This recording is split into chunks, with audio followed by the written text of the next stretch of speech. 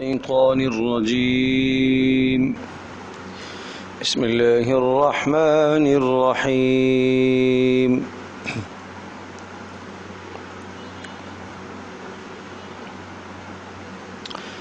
إنا أنزلنا إليك الكتاب بالحق لتحكم بين الناس بما أراك الله ولا تكن للخائنين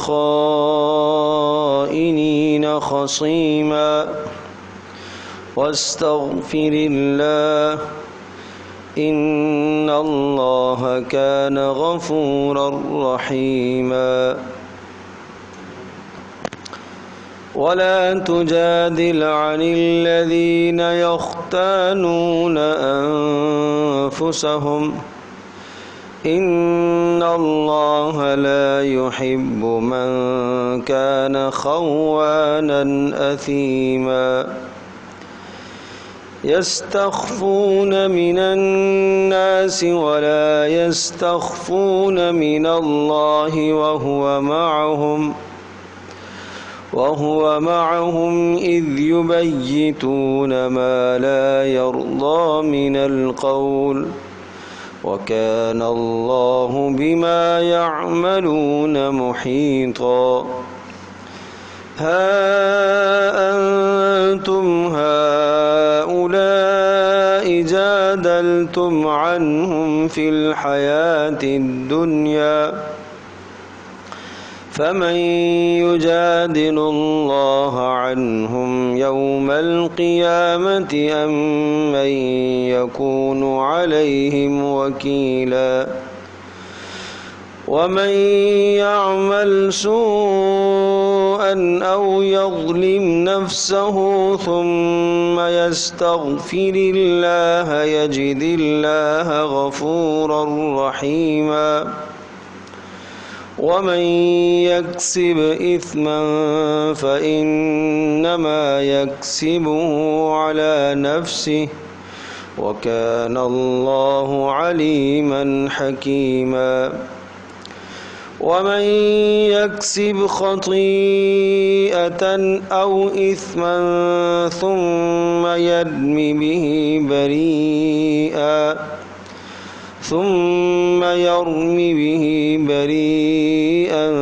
فقد احتمل بهتانا وإثما مبينا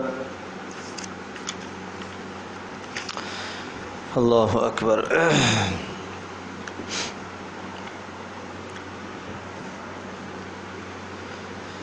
انا انزلنا الیک الکتاب بالحق لتحکم بین الناس بما اراک اللہ۔ اس رکوع کے اندر 3 باتوں کا تذکرہ ہے۔ پہلی بات تو یہ ہے کہ بلا تحقیق رائے مت دیا کرو۔ ایک چیز کے بارے میں آپ کو کوئی تحقیق نہیں ہے تو بلا وجہ آپ کیوں اس کے بارے میں رائے دیتے ہو؟ اور اسی طرح سے جب آپ سے کوئی رائے پوچھی بھی نہ جائے تو بھی نہیں دینی چاہیے۔ اور نمبر 2، خائن کی، خیانت کرنے والے کی، دھوکے باز کی طرفداری ہرگز نہیں کرنی چاہیے۔ اور نمبر 3، توبہ کی ترغیب ہے کہ اگر کوئی جرم ہو بھی جاتا ہے تو آپ توبہ کر لیا کریں۔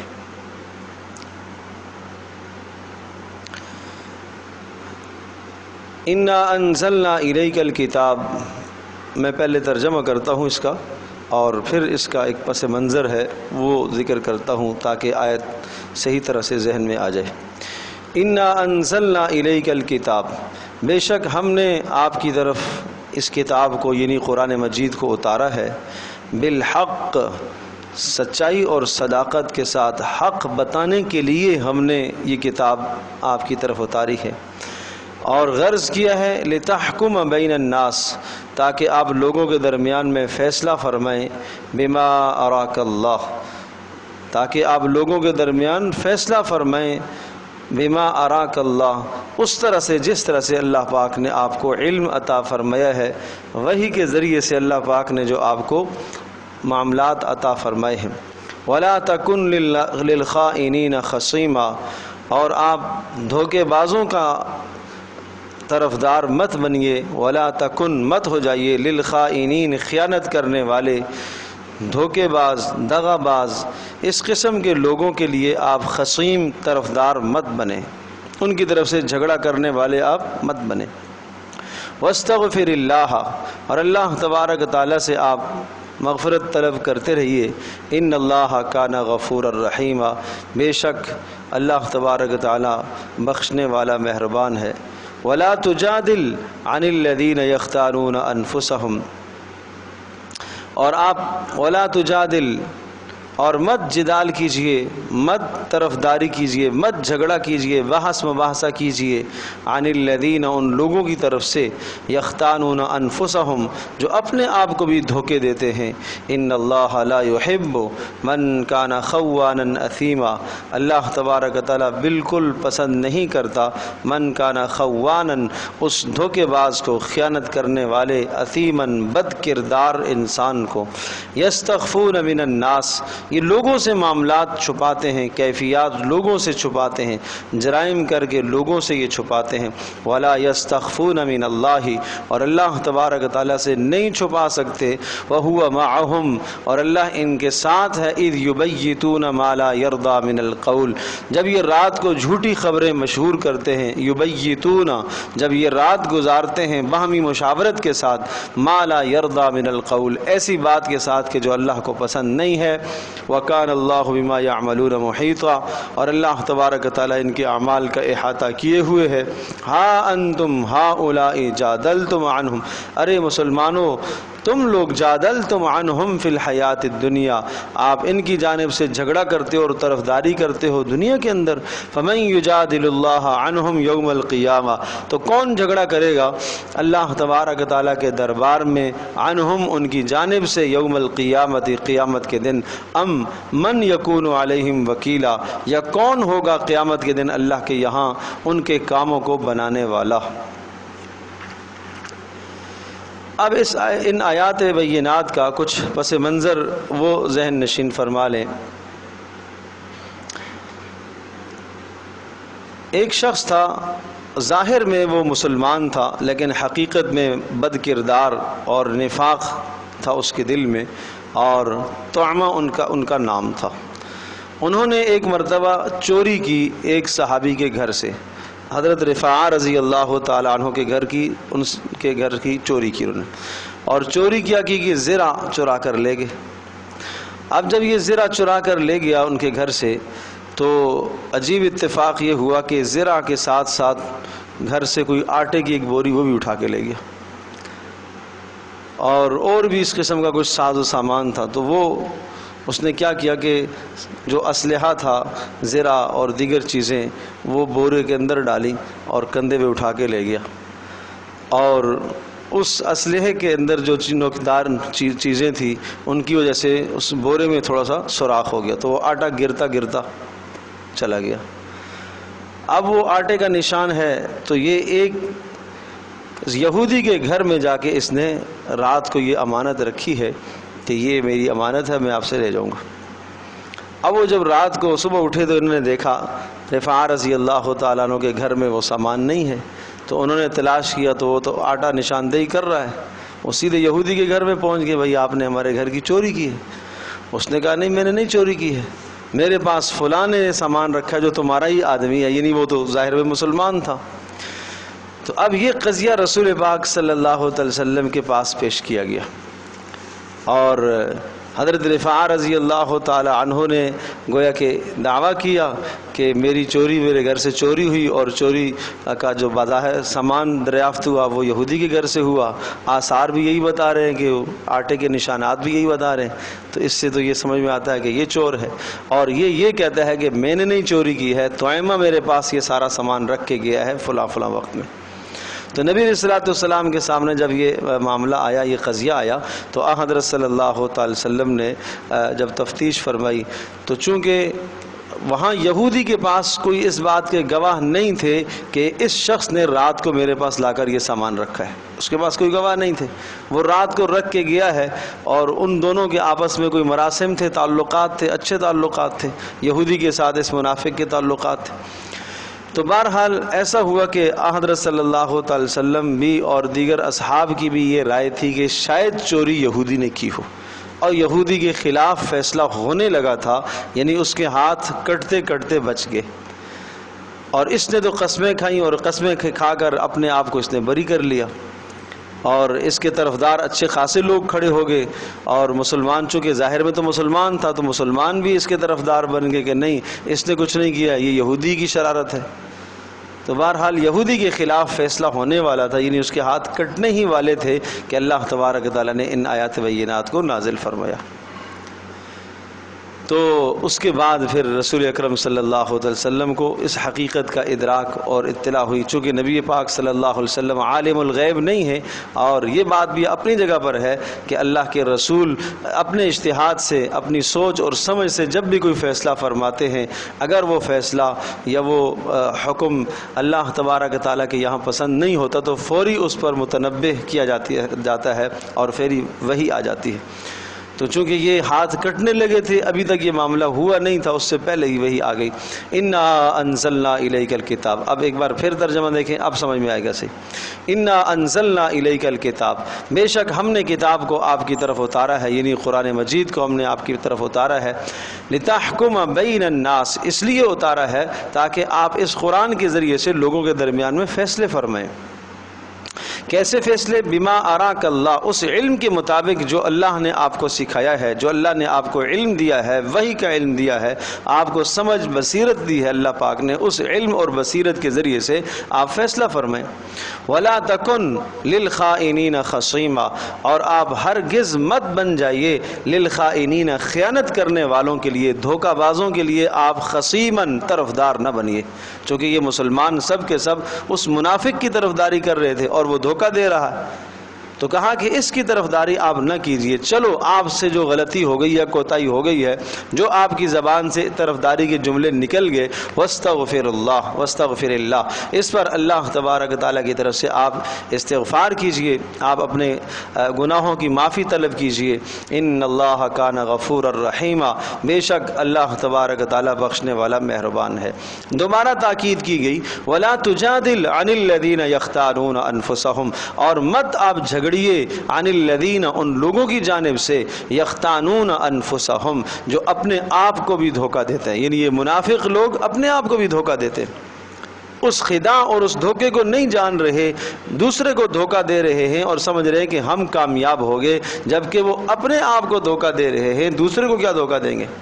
یعنی وہ سمجھتے ہیں کہ ہم کامیاب ہو گئے اور اپنے لیے کامیابی کا تمغہ ثابت کرتے ہیں، حالانکہ کامیاب نہیں ہیں، ناکام ہیں۔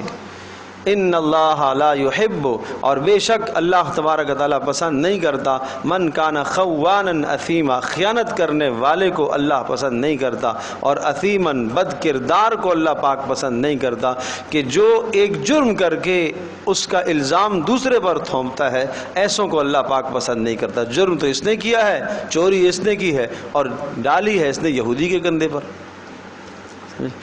تو اس سے یہ بات بھی سمجھ میں آئی کہ بلا تحقیق آپ رائے نہ دیا کرو، جب تک تمہیں کسی بارے میں تحقیق نہ ہو، سمجھ نہ ہو، رائے مت دیا کرو، اور اچھی طرح سے تحقیق کر کے آدمی کو رائے دینی چاہیے۔ سارے اس طرف بہ رہے ہیں، جی میری بھی یہی رائے ہے، سارا مجمع ادھر چل رہا ہے، میری بھی وہی سوچ ہے، یہ انسان کا مزاج بن جاتا ہے، یہ تو غلط مزاج ہے۔ رسول اکرم صلی اللہ تعالیٰ علیہ وسلم نے ارشاد فرمایا، لا تکونوا امعتن، تم ایسے مزاج کی کیوں بنتے ہو؟ تمہارے پاس ایک سوچ ہو، ایک نظریہ ہو، تمہاری ایک رائے ہو، اور تم صاحب رائے آدمی ہو، تمہاری ایک سوچ ہونی چاہیے، تمہارا ایک نظریہ ہونا چاہیے۔ یہ رائے تم کیوں قائم کرتے ہو کہ اگر لوگوں نے میرے ساتھ اچھا کیا، یا معاشرے میں جس طرح سے لوگ چلیں گے میں بھی ایسا چلوں گا، اور لوگ اگر اچھا کریں گے تو میں بھی اچھا کروں گا، لوگ برا کریں گے تو میں بھی برا کروں گا۔ سب اس کے خلاف فیصلہ دے رہے ہیں، لہذا میرا بھی اس کے خلاف فیصلہ ہے۔ سب اس کی حمایت کر رہے ہیں، وہ باطل پر ہے، جب بھی مجھے بھی حمایت کرنی ہے۔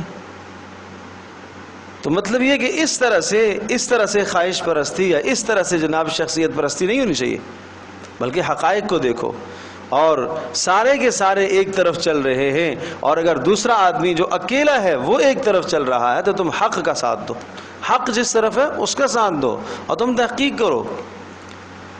کیا آپ اس بات کو نہیں جانتے کہ رسول اکرم صلی اللہ تعالیٰ علیہ وسلم نے جب نبوت سے سرفراز کیے گئے تو حضرت صلی اللہ علیہ وسلم نے جب دعوت دینا شروع کی، توحید کی، تو آپ علیہ السلام اکیلے تھے، پورا معاشرہ ایک طرف چل رہا ہے، آپ اکیلے ہیں، آپ کے ساتھ چند لوگ ہیں، اور وہ مشرکین سب کو جا کے یہود کو، نصارہ کو، دیگر قبائل کو یہ کہتے تھے اور یوں اکساتے تھے کہ یہ دیکھو نا، ہمارے پاس کثرت ہے، اس کے پاس قلت ہے، اور ہمارے حق ہونے کی یہ دلیل ہے کہ ہم زیادہ ہیں، ہمارے حق ہونے کی یہ دلیل ہے کہ ہم بیت اللہ کی خدمت کرنے والے ہیں، اور ہمارے حق ہونے کی یہ دلیل ہے کہ ہم حاجیوں کو پانی پلاتے ہیں، اور ہمارے حق ہونے کی یہ دلیل ہے کہ ہم صلح رحمی اور قرابت داریوں کی بات کرتے ہیں۔ یہ تو قرابت داریوں کو توڑ چکا ہے کہ جو اس کا ہوا وہ اپنے خاندان سے کٹ گیا۔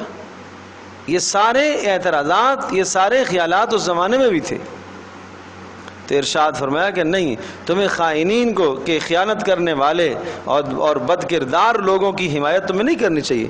یستخفون من الناس ولا یستخفون من اللہ، یہ کیا بات ہوئی؟ یستخفون من الناس، لوگوں سے تو یہ چھپاتے ہیں باتوں کو، دل میں کچھ اور ہے، ظاہر میں کچھ اور ہے، لوگوں سے چھپا رہے ہو۔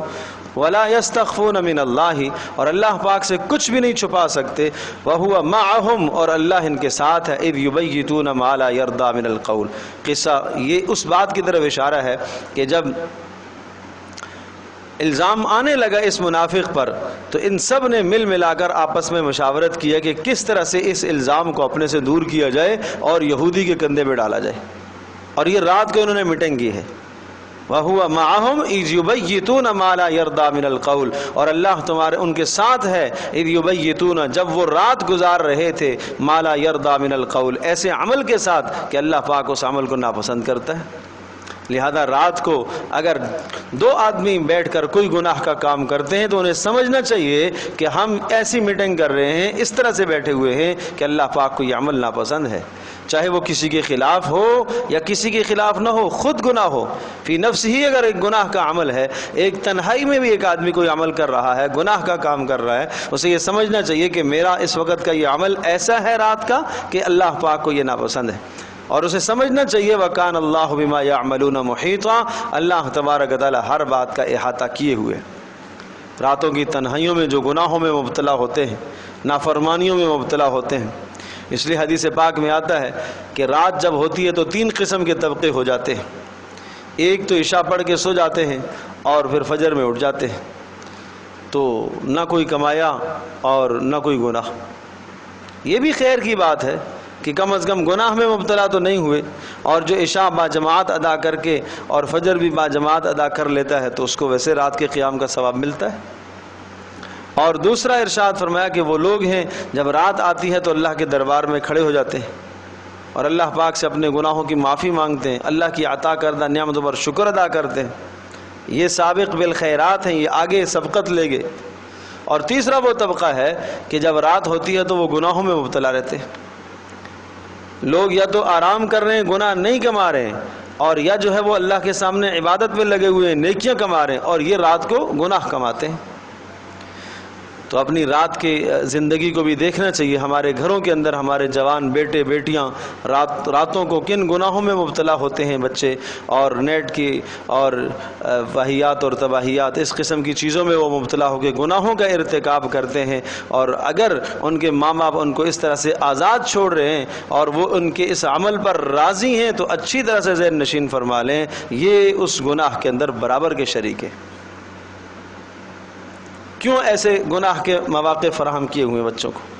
کیوں گناہ کے اسباب کھول کے آپ نے ان کو دیے ہیں؟ اگر بچوں کو گناہوں کے اسباب کھول کر دیے جائیں اور ان کو آزاد اس معاملے میں چھوڑا جائے، جو چاہیں دیکھیں، جو چاہیں سنیں، جو چاہیں پڑھیں، جو چاہیں دیکھیں، اور ماں باپ کو اس کی فکر نہ ہو، تو یاد رکھیے گناہ کے اندر ماں باپ بھی پورے کے پورے شریک ہیں۔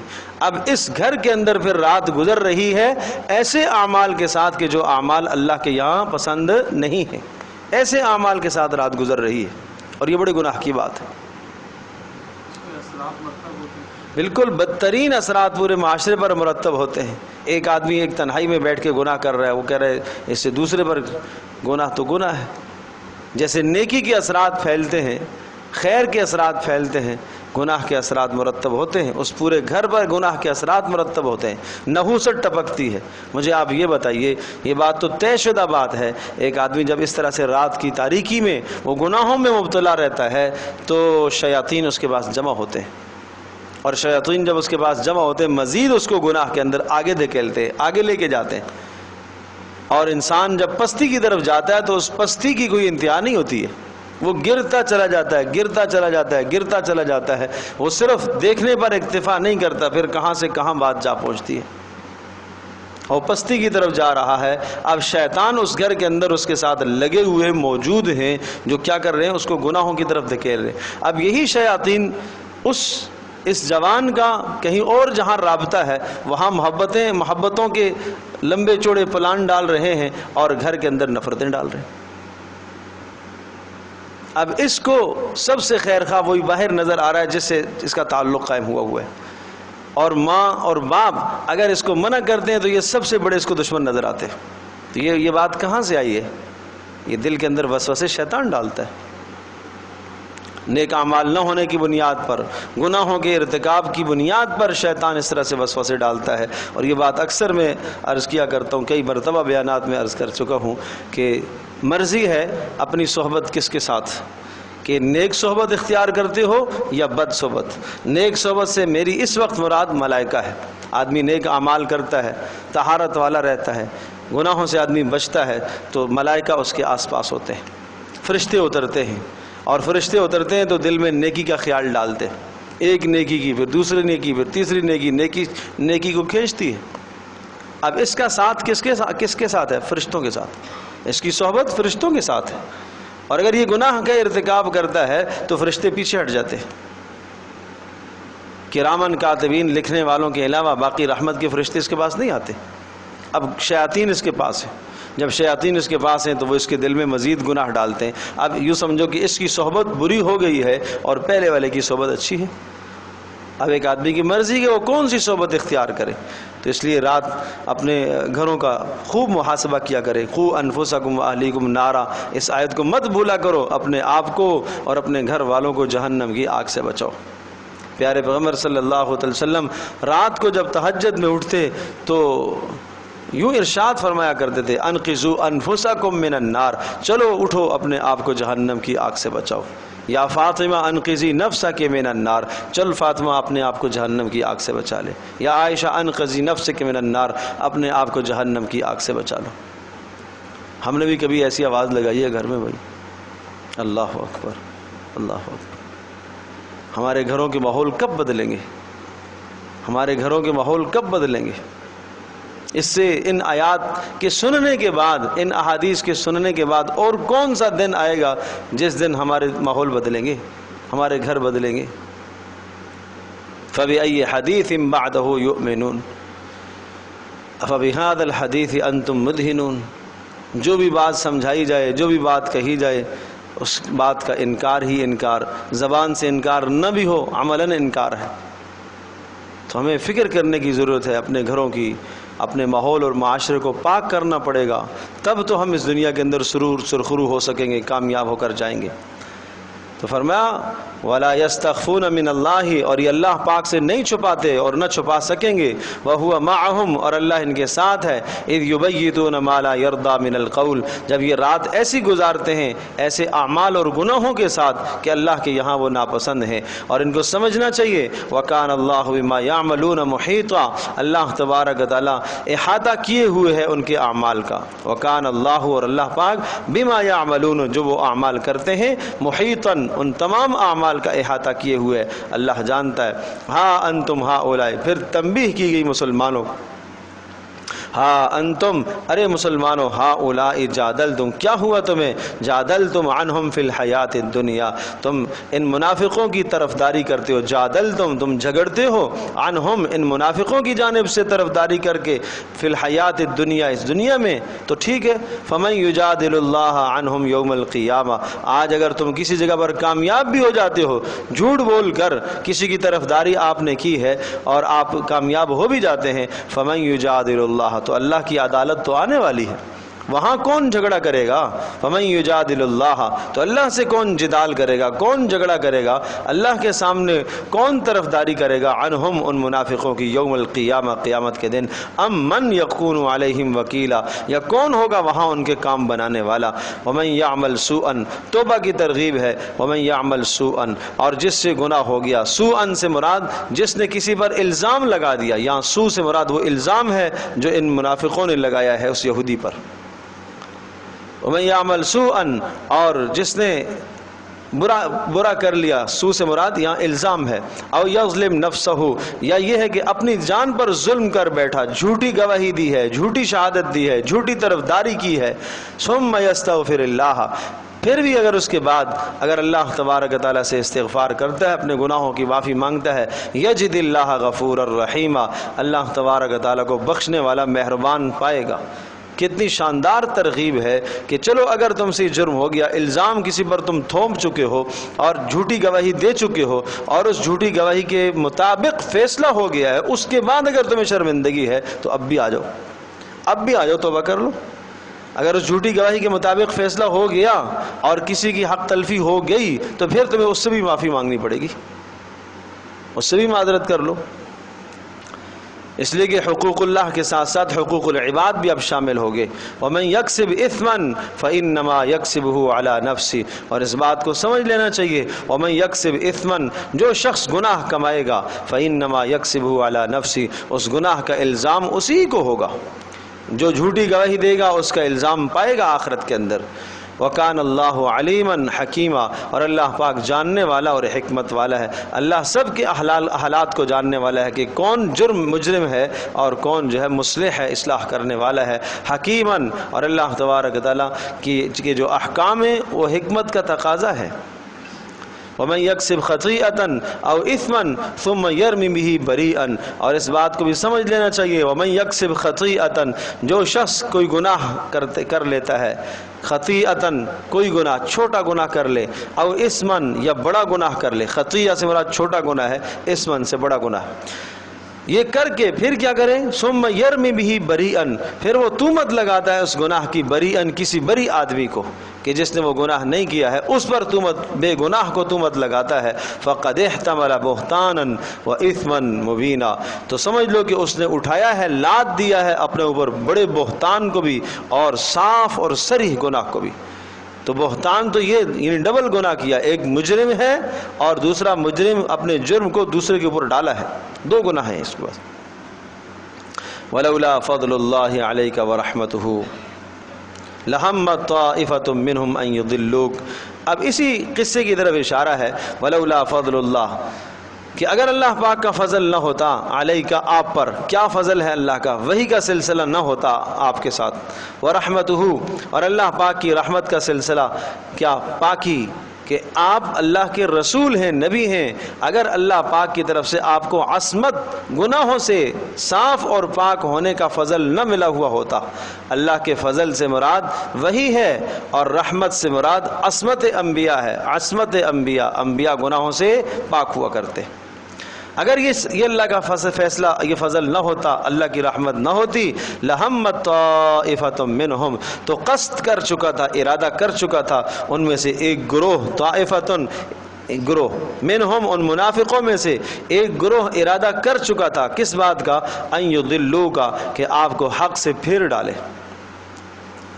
آپ کو حق سے دور لے جائیں، اس لیے کہ آپ فیصلہ دینے لگے تھے، ہاتھ یہودی کے کٹنے لگے تھے۔ وما یضلون الا انفسهم، اور وما یضلون، اور فرمایا کہ یہ نہیں گمراہ کر سکتے الا انفسہم، مگر اپنے آپ ہی کو گمراہ کر دیتے ہیں، اپنے آپ ہی کو گمراہ کرتے ہیں۔ وما یضرونک من شیء، اور یہ بات بھی ذہن نشین فرما لیں کہ آپ کو یہ کسی قسم کا ضرر نہیں دے سکتے، اس لیے کہ آپ صاحب وحی ہیں۔ اللہ تبارک و تعالیٰ ان کی چالاکیوں سے آپ کو مطلع کرتا رہتا ہے۔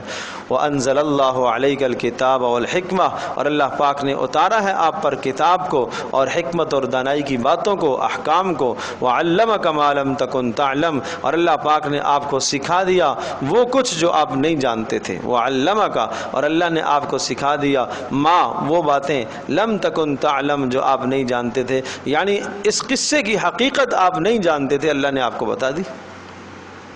وَكَانَ فَضْلُ اللَّهِ عَلَيْكَ عَظِيمًا، اور اللہ تبارک و تعالیٰ کا فضل آپ پر بہت زیادہ فضل ہے۔ لا خیر فی کثیر من نجواہم، اب کس قسم کی سرگوشی جائز ہے اور کس قسم کی سرگوشی ناجائز ہے، اس کو بیان کیا جا رہا ہے۔ لا خیر فی کثیر من نجواہم، کوئی خیر نہیں ہے، کوئی برکت نہیں ہے، فی کثیر من نجواہم، بہت ساری سرگوشیوں میں کسی قسم کی خیر نہیں ہے۔ یہ رات کو مل بیٹھ کر جو سرگوشیاں کرتے ہیں ان میں کوئی خیر نہیں ہے۔ لا خیرہ، فرمایا کوئی خیر نہیں ہے، فی کثیر، بہت ساری ان چیزوں میں، من نجواہم، جو یہ سرگوشیاں آپس میں کرتے ہیں، باہمی سرگوشیاں کرتے ہیں، رات میں باتیں کرتے ہیں، سرگوشیاں کرتے ہیں، تو رات کے باہمی مشورے ان میں کسی قسم کی کوئی خیر نہیں۔ ہاں استثناء کیا، الا من امر بصدقۃ، یہ کہ اگر کوئی کسی کو صدقے کا حکم دے، او معروف، یا کسی بھی نیکی کا حکم دے، او اصلاح بین الناس، یا لوگوں کے درمیان میں صلح کرنے کے لیے وہ مجلس منعقد کی گئی ہو، تو یہاں تو گنجائش ہے۔ یعنی مجالس جتنی بھی ہیں، اگر ان تین قسم کی چیزوں سے مجالس خالی ہیں تو ان مجالس پہ کوئی خیر نہیں۔ یہ غور کرنے کی بات ہے نا، ہماری مجالس کہاں ہو جی؟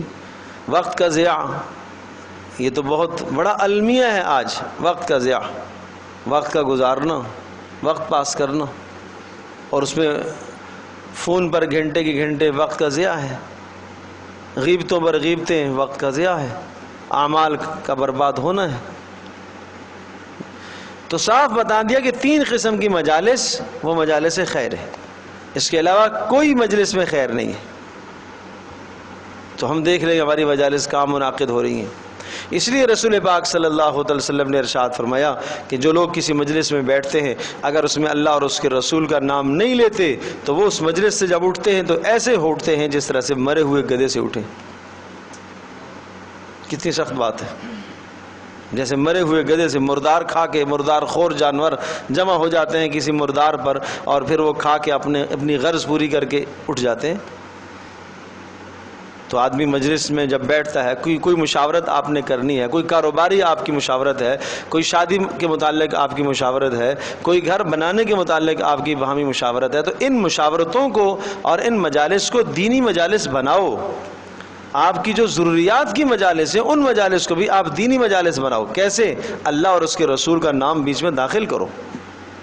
کوئی بھی مجلس منعقد ہو، بسم اللہ سے شروع کرو، نبی علیہ الصلوۃ والسلام پر درود پڑھ کر پھر اس مجلس کو شروع کرو۔ اختتام پر دعا پڑھو، سبحانک اللہم وبحمدک نشہد ان لا الہ الا انت نستغفرک ونتوب الیک۔ یہاں پر علیہ الصلوۃ والسلام نے مجلس کے اختتام پر دعا پڑھی تو صحابہ نے پوچھا یہ کیا کلمات آپ نے ارشاد فرمایا؟ آج سے پہلے تو نہیں تھے۔ فرمایا یہ مجلس کا کفارہ ہے، اگر اس مجلس میں کوئی ایسا گناہ ہو گیا ہے جو اللہ پاک کو ناپسند ہے، کوئی ایسا عمل، تو ان مبارک کلمات کے پڑھنے سے اللہ پاک وہ گناہ معاف کر دے گا۔ لیکن بات وہی ہے، ہمیں تو یہ دعائیں یاد نہیں، ہمیں تو نبی علیہ الصلوۃ والسلام کی سیرت کا پتہ ہی نہیں ہے، ہمیں تو یاد ہی نہیں ہے۔ تو یہ یاد رکھنے کی ضرورت ہے، یہ ضرورت ہے کہ ہم اپنے بچوں کو یہ تعلیم سکھائیں، یہ دین اپنے بچوں کو سکھائیں۔ اللہ اکبر، نسلوں کی فکر کریں، اپنے گھروں میں ان باتوں کی۔ کیا روزانہ گھر کے اندر مشاورت باہمی نہیں ہوتی؟ باپ بیٹے آپس میں مشورہ کرتے ہیں، بھائی آپس میں مشورہ کرتے ہیں، میاں بیوی آپس میں مشاورت کرتے ہیں، یہ سب مشاورت ہیں گھر میں؟ یہ سب مجالس مل بیٹھتے ہیں، دو آدمی کسی بھی امور پر گفتگو کرتے ہیں۔ تو اگر آپ چاہتے ہو کہ یہ ہماری مجلس خیر کی رہے تو اس مجلس میں اللہ اور اس کے رسول کے نام کو داخل کیا کرو۔ تو اس لیے فرمایا الا من امر بصدقۃ، مجالس میں کوئی خیر نہیں ہے۔ ہاں اگر کسی نے کسی کو صدقے کا مشورہ دیا، صدقہ اللہ کی راہ میں مال خرچ کرنے کا، او معروف، یا کسی بھی نیکی کا کسی کو حکم دیا، دینی مجلس ہے، یہ معروف کی مجلس ہے، گھر میں ایک آدمی اپنے بچوں کو واعظ کرتا ہے، نصیحت کی مجلس منعقد کرتا ہے، یہ معروف ہے۔ باہمی مشاورت ہی کر رہے ہیں، تجارت کے متعلق مشاورت کر رہے ہیں، ایک نے رائے دی یوں کرنا چاہیے، اس نے کہا نہیں، اللہ پاک کے حکم کے خلاف ہے، یہ نبی علیہ الصلوۃ والسلام کی سنت کے خلاف ہے، اللہ اور اس کے رسول کا نام آ گیا، یہ مجلس خیر والی ہو گئی۔ او اصلاح بین الناس، یا لوگوں کے درمیان میں صلح کرنے کے لیے کوئی مجلس۔ تو یہ جو منافقوں نے آپس میں مجلس منعقد کی تھی، یہ لوگوں کے درمیان میں صلح کرنے کے لیے تو نہیں تھی، یہ صرف اپنے اس شخص کی طرف داری کے لیے اور یہودی پر الزام تھوپنے کے لیے یہ مشاورت کی گئی ہے۔ وَمَن يَفْعَلْ ذَلِكَ ابْتِغَاءَ مَرْضَاتِ اللَّهِ، اور جو آدمی یہ تین نیک کام کرے گا، صدقے کا حکم، نیکی کی بات، یا لوگوں کے درمیان میں اصلاح کی بات کرے گا، ابتغاء مرضات اللہ، اللہ کی رضا تلاش کرنے کے لیے، فَسَوْفَ نُؤْتِيهِ أَجْرًا عَظِيمًا، ان قریب ہم اس کو بڑا اجر دیں گے۔ وَمَن يُشَاقِقِ الرَّسُولَ مِن بَعْدِ مَا تَبَيَّنَ لَهُ الْهُدَى وَيَتَّبِعْ غَيْرَ سَبِيلِ الْمُؤْمِنِينَ، نبی علیہ الصلوۃ والسلام کی مخالفت کا بدترین نتیجہ اور امت مسلمہ کی مخالفت کا بدترین نتیجہ، اجماع امت، پوری امت کا جس بات پر اجماع ہو جائے، امت کے علماء، صلحاء، اتقیاء کسی ایک بات پر اجماع کر لیں اور وہ جمع ہو جائیں، تو اب اس فیصلے کے خلاف کرنا جہنم کا راستہ اختیار کرنا ہے۔ وَمَن يُشَاقِقِ الرَّسُولَ، اور فرمایا کہ جو شخص جو مخالفت کرتا ہے رسول کی، مِن بَعْدِ مَا تَبَيَّنَ لَهُ الْهُدَى، بعد اس کے کہ حق اس کے سامنے واضح ہو چکا۔ میرے عزیز دوستوں اور بزرگوں اور ماں اور بہنوں، اس بات کو سمجھنے کی ضرورت ہے، جو نبی کی زندگی کی مخالفت کرتا ہے، اپنے معاشرے میں نبی کی زندگی کو رواج میں نہیں لاتا، شادی بیاہ میں نبی کی زندگی کو رواج میں نہیں لاتا، صلحاء، اتقیاء، نیک لوگوں کی زندگی کو رواج میں نہیں لاتا، بعد اس کے کہ اسے معلوم ہے کہ یہاں نبی کی سنت کیا ہے، اسے پتہ ہے کہ یہاں دینی حکم کیا ہے، اسے پتہ ہے کہ ولیمے کے کیا احکام شریعت نے دیے ہیں، اور نہیں پتہ تو اسے سیکھنے چاہیے۔ فرمایا پھر بھی اگر کوئی آدمی غیروں کے طریقے کو اختیار کرتا ہے، ایمان کے راہ کو ہٹ کر کسی اور طریقے کو اختیار کرتا ہے، نولیہ ما تولا، تو جس طرف کی وہ محنت کرتا ہے ہم اسے اس طرف پھیر دیں گے۔ اس کو یہ نہیں کہ ہم ہاتھ پکڑ کے لے آئیں گے کہ نہیں غلط کر رہے ہو تم، اگر وہ باطل پر چلنے کی محنت کرتا ہے تو ہم اسے باطل کی طرف دھکیل دیں گے، چل جا، جس طرف تو جانا چاہتا ہے، خود جانا چاہتا ہے تو جاؤ، خود گھڑے میں جانا چاہتے ہو، کھڈے میں جانا چاہتے ہو، وَنُسْلِيهِ جہنم، اور پھر ہم اس کو جہنم میں داخل کریں گے، وَسَاءَتْ مَصِيرًا، اور بڑا بدترین ٹھکانہ ہے۔ اس آیت کو پھر سمجھیں اور ہم اپنی معاشرتی زندگی پر غور کریں۔ وَمَن يُشَاقِقِ الرَّسُولَ، اور جو شخص رسول کی مخالفت کرتا ہے، رسول کے طور طریقوں کی، رسول کی تہذیب کی، آپ علیہ الصلوۃ والسلام کی سنتوں کی مخالفت کرتا ہے، زبان سے نہیں مخالفت کرتا، عملاً مخالفت کرتا ہے، مِن بَعْدِ مَا تَبَيَّنَ لَهُ الْهُدَى، بعد اس کے کہ ہدایت کی بات اس کے سامنے واضح ہو چکی، نبی کی سیرت اس کے پاس موجود ہے، پھر بھی یہ وَيَتَّبِعْ غَيْرَ سَبِيلِ الْمُؤْمِنِينَ، یہ ایمان والوں کی راہ کو چھوڑ کر غیروں کے راستوں پر چلتا ہے، وَيَتَّبِعْ، اتباع کرتا ہے ایسے راستے کی جو ایمان والوں کا راستہ نہیں ہے، تو کیا ہوگا؟ نولیہ ما تولا، نولیہ، ہم پھیر دیں گے اس کو، ما، اس بات کی طرف، تولا، جس کو اس نے اختیار کیا، وَنُسْلِيهِ جہنم، اور اس کا ٹھکانہ جہنم ہے، وَسَاءَتْ مَصِيرًا، اور بڑا بدترین ٹھکانہ ہوگا۔ ان اللہ لا یغفر ان یشرک بہ ویغفر ما دون ذلک لمن یشاء، شرک کی مذمت اور شیطان کے بہکاوے اور نجات کا دار و مدار، تین باتیں اس رکوع کے اندر مذکور ہیں، شرک کی مذمت، شیطان کے بہکاوے اور نجات کا دار و مدار۔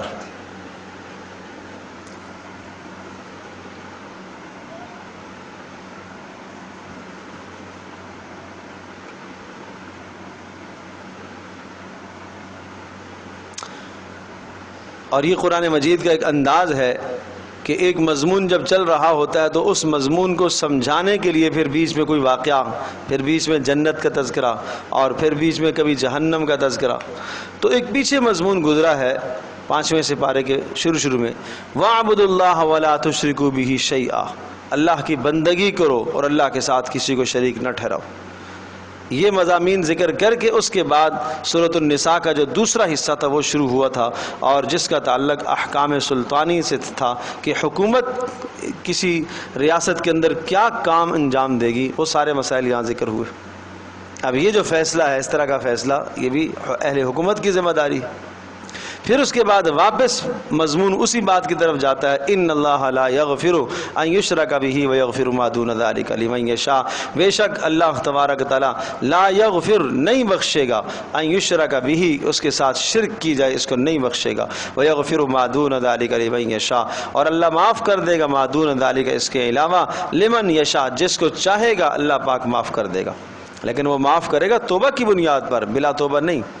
ہاں اللہ چاہے قادر مطلق ہے، اللہ کو کوئی نیکی ایک پسند آ جائے اور اس کی بنیاد پر اللہ پاک معاف کر دے، لیکن عام ضابطہ اور اصول یہ ہے کہ توبہ۔ ومن یشرک باللہ فقد ضل ضلالا بعیدا، اور جو شخص اللہ کے ساتھ کسی کو شریک ٹھہرائے گا فقد ضل ضلالا بعیدا، تو وہ راہ توحید سے، وہ راستے سے وہ بہت دور جا کے گر گیا، حق کے راستے سے بہت دور چلا گیا۔ ان يدعون من دونه الا اناثا وان يدعون الا شیطانا مریدا۔ اب جو لوگ شرک کرتے ہیں تو در حقیقت وہ کسی کی بھی پوجا کر رہے ہیں، پس پردہ وہ شیطان کی پوجا کر رہے ہیں، پس پردہ وہ شیطان کی، اس لیے کہ شیطان نے عہد کیا تھا کہ میں ان کو گمراہی کی طرف لے کر جاؤں گا، اور شیطان جو ہے وہ سبز باغ دکھاتا ہے اور قسم قسم کے غلط راستے آدمی کے سامنے ہموار کر کے لے آتا ہے، اور صرف راستے ہی نہیں لاتا بلکہ ان راستوں کی، غلط راستوں کے دلائل بھی لے آتا ہے، اور بڑے واضح اور دلائل اس طرح سے دیتا ہے کہ وہ دلائل دیکھنے میں بڑے خوبصورت ہوتے ہیں۔ ان يدعون من دونه الا اناثا، نہیں پکارتے یہ لوگ من دونه اللہ پاک کے سوا، کس کو پکارتے؟ الا اناثا، مگر یہ تو عورتوں کو پکارتے ہیں، عورتوں کی پوجا کرتے ہیں۔ یہ اس بات کی طرف اشارہ ہے کہ عورتوں کی پوجا کرتے ہیں اناسن۔ یہ مشرکین منات، لات، عزا، یہ جو ان کے بت تھے، منات منان کی مؤنث ہے،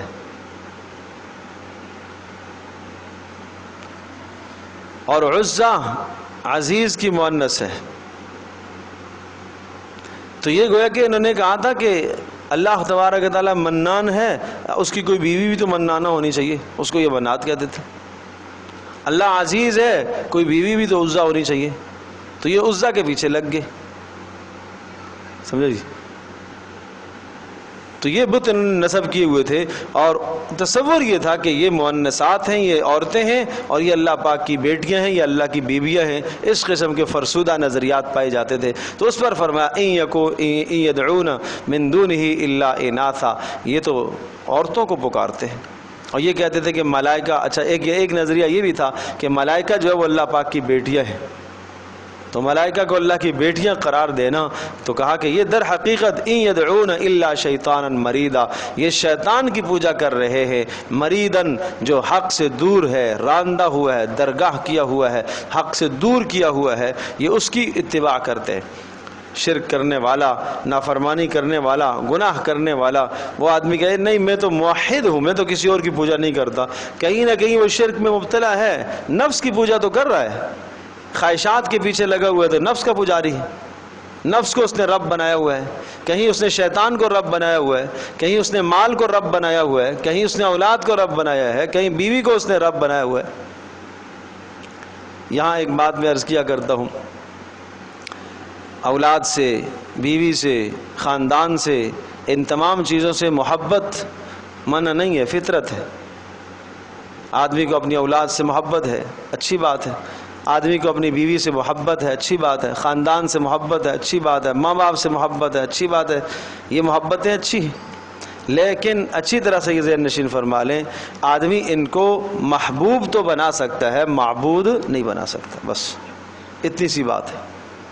اپنی اولاد سے ایسی محبت جیسے اللہ سے کی جاتی ہے، بیوی سے ایسی محبت کہ اس کی ہر الٹی سیدھی سنے، عقل سے سوچے ہی نہ، جو حکم آ گیا اس کو پورا کرے، تو یہ کیا کر رہا ہے؟ اس نے تو معبود بنایا نا۔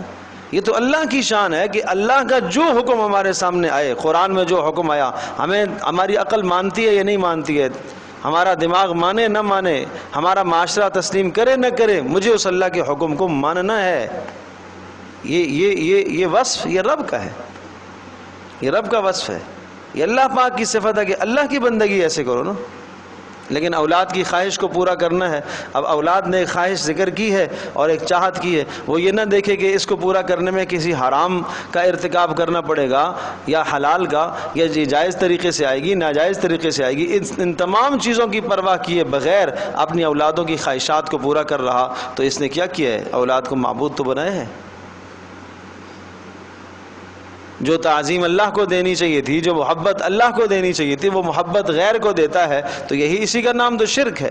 والذین آمنوا اشد حبا للہ، اور ایمان والے تو سب سے زیادہ مضبوط اللہ کی محبت کرتے ہیں، ان کے دلوں میں سب سے پکی محبت کس کی ہے؟ اللہ کی۔ اللہ اکبر۔ اور یہ سب محبتیں یہ بات کی ہیں، اللہ تبارک و تعالیٰ کی محبت تمام محبتوں پر غالب اور حاوی رہے، سمجھے؟ تو فرمایا لعنہ اللہ، اور اللہ نے تو اس پر لعنت کی اس شیطان پر، اور یہ اس کی پیروی میں لگا ہوا ہے۔ وقال لأتخذن من عبادك نصیبا مفروضا، اور لعنت جب اللہ پاک نے اس پر کی ہے تو اس وقت اس نے قسمیں کھا کر یوں کہا، کیا کہا؟ لأتخذن من عبادك نصیبا مفروضا، لأتخذن ضرور بضرور میں ٹھہراؤں گا، من عبادك تیرے بندوں میں، نصیبا مفروضا اپنی طرف سے حصہ مقرر کروں گا ان کے لیے بھی۔ مطلب یہ ہوا کہ میں تو جہنم میں جاؤں گا ہی جاؤں گا، ان کو بھی ساتھ لے کر جاؤں گا، ان کو بھی گمراہ کر کے چھوڑوں گا۔ تو یہ اس نے قسمیں کھائی ہیں۔ ہاں دوسرے مقام پر آتا ہے الا عبادک المخلصین، جو آپ کے برگزیدہ ہوں گے ان کو میں نہیں لے جا سکوں گا، ان پر میرا داؤ نہیں چلے گا۔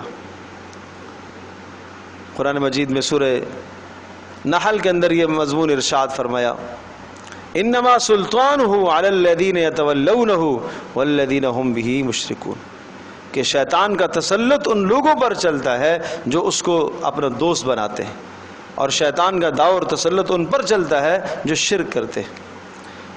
لیس لہ سلطان علی الذین آمنوا وعلی ربہم یتوکلون، جو اللہ پر کامل ایمان رکھتے ہیں، اللہ پر مکمل بھروسہ رکھتے ہیں، شیطان کا داؤ ان پر نہیں چل سکتا۔ تو ایسا نہیں ہے کہ شیطان کو اللہ نے پیدا کیا انسان کو گمراہ کرنے کے لیے، اور انسان کے اندر بھی دو مادے اللہ پاک نے رکھے ہیں، خیر کا بھی رکھا ہے، شر کو قبول کرنے کا بھی رکھا ہے، اور شیطان کو کھلا چھوڑ دیا کہ تو گمراہ کر، نہ ادھر راستے بھی بتائے نا، ادھر اس کے فتنے سے بچنے کے اسباب بھی سمجھائے کہ اگر تم اس کے تسلط سے اور داؤ سے بچ سکتے ہو تو تمہارا ایمان اللہ کی ذات عالی پر مضبوط ہونا چاہیے۔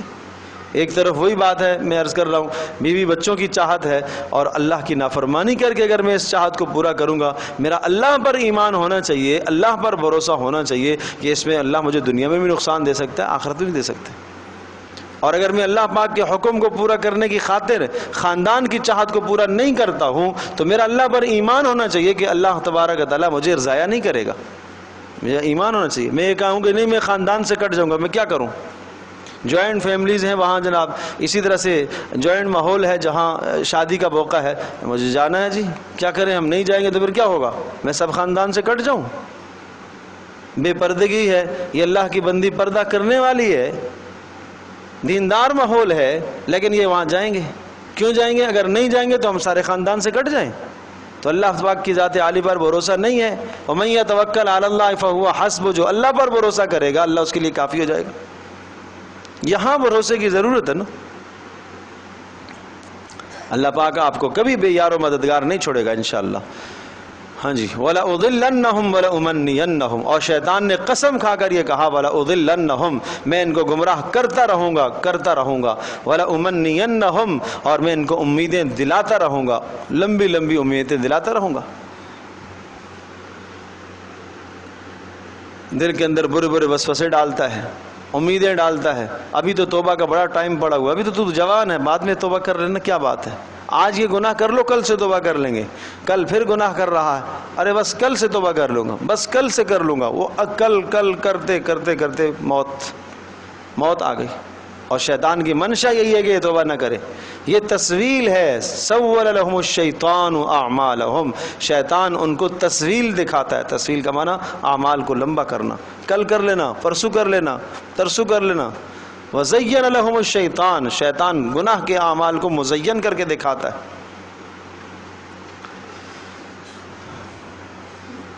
وَلَأُمَنِّيَنَّهُمْ، لمبی لمبی امیدیں دلاتا ہے. زندگی کی پل کی خبر نہیں ہے اور پلاننگ اور اس کی امیدیں سالوں کی ہیں. وَلَآمُرَنَّهُمْ، اور وہ ان کو حکم دیتا ہے. وہ کہتا ہے میں حکم دوں گا ان کو، شرکیہ اعمال کا حکم دوں گا. اور پھر کیا کریں گے یہ؟ فَلَيُبَتِّكُنَّ آذَانَ الْأَنْعَامِ، فَلَيُبَتِّكُنَّ، یہ چیر ڈالیں گے، آذان الانعام، چوپایوں کے کانوں کو چیریں گے. اور یہ اس کا مطلب آگے آئے گا سورۃ المائدہ کے اندر تفصیلی، کہ مشرکین عرب اس طرح سے کرتے تھے کہ بعض جانوروں کو، اونٹ کو کسی بت کے نام، منات کے نام نامزد کر دیا اور اس کا کان چیر دیا، اور یہ نشانی ہوتی تھی کہ اس پر یہ میں نے فلاں بت کے نام نامزد کر دیا ہے، لہذا اس کا دودھ کوئی استعمال نہ کرے اگر مادہ جانور ہے، اور اس پر کوئی سواری نہیں کر سکتا، اس کا کوئی گوشت نہیں کھا سکتا. تو اس طرح سے یہ کان چیر دیتے تھے. فَلَيُبَتِّكُنَّ آذَانَ الْأَنْعَامِ، تو نتیجہ یہ ہوگا فَلَيُبَتِّكُنَّ، وہ کاٹیں گے، چیریں گے جانوروں کے کانوں کو. اور وَلَآمُرَنَّهُمْ، ظاہر ہے وہ اونٹ ان کے لیے حرام نہیں تھا، انہوں نے اپنے لیے کیا کر دیا؟ حرام کر دیا. نہیں اس کا گوشت کھا رہے، نہیں اس کا اگر مادہ ہے تو اس کا دودھ نہیں استعمال کر رہے، اس پر سواری نہیں کر رہے. وَلَآمُرَنَّهُمْ، اور شیطان کہتا ہے میں ان کو حکم دوں گا. اور پھر یہ کیا کریں گے؟ فَلَيُغَيِّرُنَّ خَلْقَ اللَّهِ، یہ اللہ پاک کی تخلیق کو بگاڑیں گے. اللہ کی تخلیق کو بگاڑیں گے، یہ سمجھنے کی ضرورت ہے. اللہ کی تخلیق کو بگاڑیں گے، اس کے دو معنی ہیں. ایک معنی تو یہی ہے کہ اللہ کی تخلیق کو بگاڑیں گے. اللہ پاک نے دین فطرت عطا فرمایا ہے، دین اسلام عطا فرمایا. فطرت اللہ التی فطر الناس علیہا لا تبدیل لخلق اللہ. اللہ پاک نے ایک فطرت پر انسان کو، بچے کو پیدا کیا ہے. کل مولود یولد علی فطرت الاسلام، اسلامی فطرت پر بچہ پیدا ہوتا ہے. آپ نے دیکھا ہوگا، تجربہ کیا ہوگا، بچوں کو جھوٹ نہیں پتہ ہوتا. جب بچہ چھوٹا ہوتا ہے، 2 سال ہے، 2.5 سال، 3 سال، اسے کیا پتہ خیانت کیا ہے، اسے کیا پتہ دھوکہ کیا ہوتا ہے، اسے کیا پتہ جھوٹ کیا ہوتا ہے. لیکن وہ اپنے گھر سے یہ چیزیں سیکھتا ہے. جب اس کے ساتھ ایک بار دھوکہ کیا گیا، ایک بار اسے بلایا گیا یہ چیز دوں، نہیں دی گئی، دوسری بار کہا گیا نہیں دی، تو اس کو سمجھ میں آتا ہے کہ اچھا یہ بھی دنیا میں ہوتا ہے، ایسا بھی ہو سکتا ہے میرے ساتھ. تو اس لیے رسول پاک صلی اللہ علیہ وسلم نے فرمایا فَأَبَوَاهُ يُحَوِّدَانِهِ، بچہ تو اسلامی فطرت پر آیا تھا لیکن اس کے ماں باپ اس کو یہودی بناتے ہیں، اس کو نصرانی بناتے ہیں، اس کو مجوسی بناتے ہیں. میرے عزیز دوستو اور بزرگوں، ہم اپنے بچوں کو یہودی اور نصرانی اور مجوسی اداروں کے حوالے کر کے کیا بنا رہے ہیں؟ یہ سمجھنے کی بات ہے نا. ہمارا بچہ کس اسکول میں پڑھ رہا ہے، یہ سوچنے کی بات ہے. یہ سوال لے کر جائیں اپنے گھر میں، ہمارا بچہ کس اسکول میں پڑھ رہا ہے. اللہ کے نبی نے فرمایا کہ کل مولود یولد علی فطرت الاسلام، ہر مولود، ہر پیدا ہونے والا اسلامی فطرت پر آتا ہے. اس کو ماں باپ اس کو یہودی بناتے ہیں، نصرانی بناتے ہیں، مجوسی بناتے ہیں. اللہ اکبر. گھر میں کیا ہم نے تعلیم دی ہے؟ گھر میں تعلیم کا کوئی نظام ہمارے پاس نہیں ہے کہ اسلام کی تعلیم تو کم از کم گھر دلوائیں. ایسی جگہوں پر اپنے بچوں کو بھیجیں بھائی جہاں اسلام کی تعلیم دی جاتی ہو، جہاں قرآن سکھایا جاتا ہو. یہاں قرآن کی مجلس ہے، کتنا مجمع یا کتنے لوگ اپنے بچوں کو یہاں بھیجتے ہیں؟ یہ سوال ہے. اللہ اکبر، اللہ اکبر. تو ایک تو یہ معنی ہوا کہ اللہ پاک نے فطرت اسلام، اللہ نے اسلام کی فطرت عطا فرمائی تھی اس بچے کو، لیکن ماں باپ نے اس کو یہودی بنا دیا. انہوں نے اللہ کی تخلیق کو تبدیل کر دیا، اللہ کے فیصلے کو، اللہ کی تخلیق کو یہ تبدیل کر رہے. تو کتنا بڑا گناہ ہے. اپنے بچوں کو کی فکر کیا کرو. ایسے اداروں کے اندر بھیجتے ہیں کہ جہاں 100% یہودی نصرانی میں مشینریاں کام کر رہی ہیں اور ان کو گمراہی کی طرف، اور ماں باپ کے نافرمان بنائے جا رہے ہیں، نبی کے گستاخ بنائے جا رہے ہیں، دہریہ سوچ دی جا رہی ہے، اسلام کے خلاف سوچ دی جا رہی ہے. جب وہی بچہ جوان ہوتا ہے اسلام کے خلاف باتیں کرتا نظر آتا ہے. اور آپ کو بتاؤں اسلام کے خلاف باتیں کرتا بسا اوقات اسے یہ خطرہ ہوتا ہے، اچھا یہ ایک ایسی آہستہ آہستہ سے جراثیم برائی کے ہمارے اندر آتے ہیں، براہ راست ان کو پتہ ہے یہ اسلام پر اٹیک نہیں کر سکے گا، لیکن اہل علم، علماء، مشائخ، اتقیاء ان کے خلاف، دیندار طبقے کے خلاف، دینی تہذیب کے خلاف، کہ ارے بھائی ترقی میں یہ رکاوٹ بنا ہوا ہے، ترقی میں یہ اسلام رکاوٹ ہے، ترقی میں یہ مولوی رکاوٹ ہے، یہ کیا بات ہو رہی ہے؟ یہ کس کی مخالفت کر رہا ہے؟ یہ بات وہی آئی نا کہ یہ عورتوں کی پوجا نہیں کر رہے، یہ تو شیطان کی پوجا کر رہے، تو یہ حقیقت مخالفت اس کی نہیں کر رہے ہیں، یہ مخالفت اسلام کی کر رہے ہیں، یہ مذہب کی مخالفت کر رہے ہیں، دین کی مخالفت کر رہے ہیں۔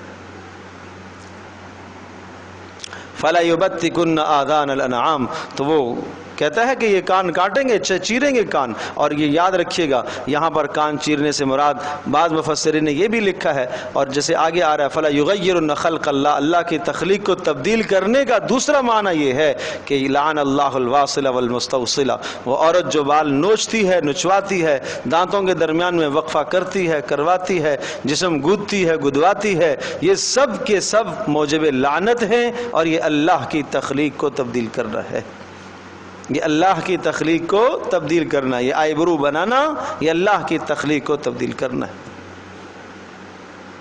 اسی طرح سے مرد عورت کی شباہت اختیار کرے، یہ اللہ کی تخلیق کو تبدیل کرنا ہے، اس کو اللہ نے مرد بنایا ہے، یہ ایسی شباہت اختیار کرتا ہے جو اور دور سے دیکھنے میں یہ عورت لگتا ہے، اس کے بال ایسے جیسے عورت، تو یہ کیا ہے؟ اللہ کی تخلیق کو اس نے بدل دیا نا۔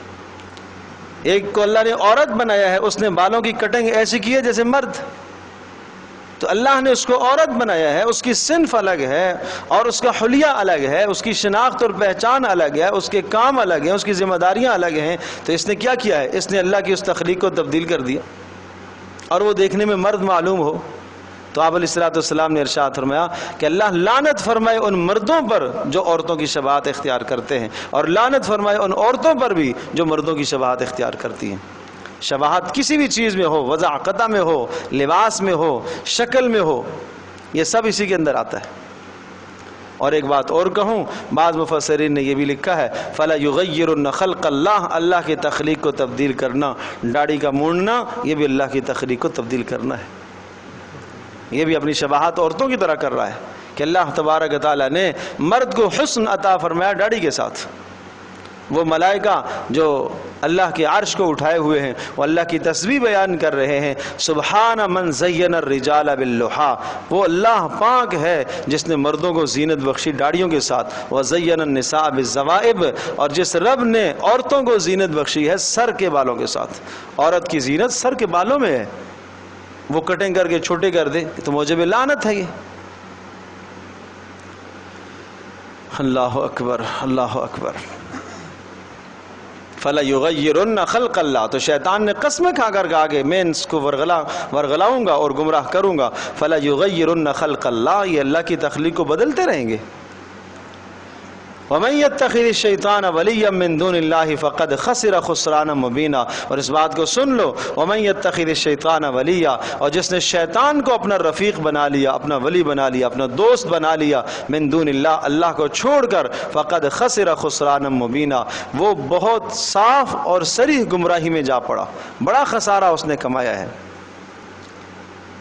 جس نے شیطان کو ولی بنایا، اس کے نقش قدم پر چلا، اللہ کی تخلیق کو اس نے تبدیل کیا، فَلَا يُغَيِّرُنَّ خَلْقَ اللَّهِ کا مصداق بن گیا، اور وہ یہ کہے کہ میں کامیاب ہو گیا، اللہ تو کہہ رہا ہے کہ نہیں وہ خسارے میں چلا گیا، اور ہم یہ کہیں کہ ہم تو ترقی میں چلے گئے، اللہ کہہ رہا ہے وہ تنزل میں گیا ہے، وہ پستی میں چلا گیا ہے، خسارے میں چلا گیا، اور ہم یہ کہیں کہ نہیں ہم تو ترقی کر رہے ہیں۔ یہ کون سی ترقی ہے؟ عورت کا بے پردہ ہونا یہ ترقی نہیں ہے اس کی، اور یہ بات وہاں سے چلی تھی، پہلے صرف چہرے کا پردہ اتروایا کہ چہرے کا پردہ نہیں ہونا چاہیے۔ ارے بھائی چہرے کا پردہ کیوں کروایا جا رہا ہے؟ پردہ اس لیے کروایا جا رہا ہے تاکہ فتنے میں مبتلا نہ ہو۔ عورت کو اللہ تبارک تعالیٰ نے حسن عطا فرمایا ہے، اور اس کا حسن کوئی غیر محرم نہ دیکھے، غیر مرد اس کا حسن نہ دیکھے، یہ اس کی عزت ہے، اسے پوشیدہ رہنا چاہیے، اسے چھپا ہوا رہنا چاہیے۔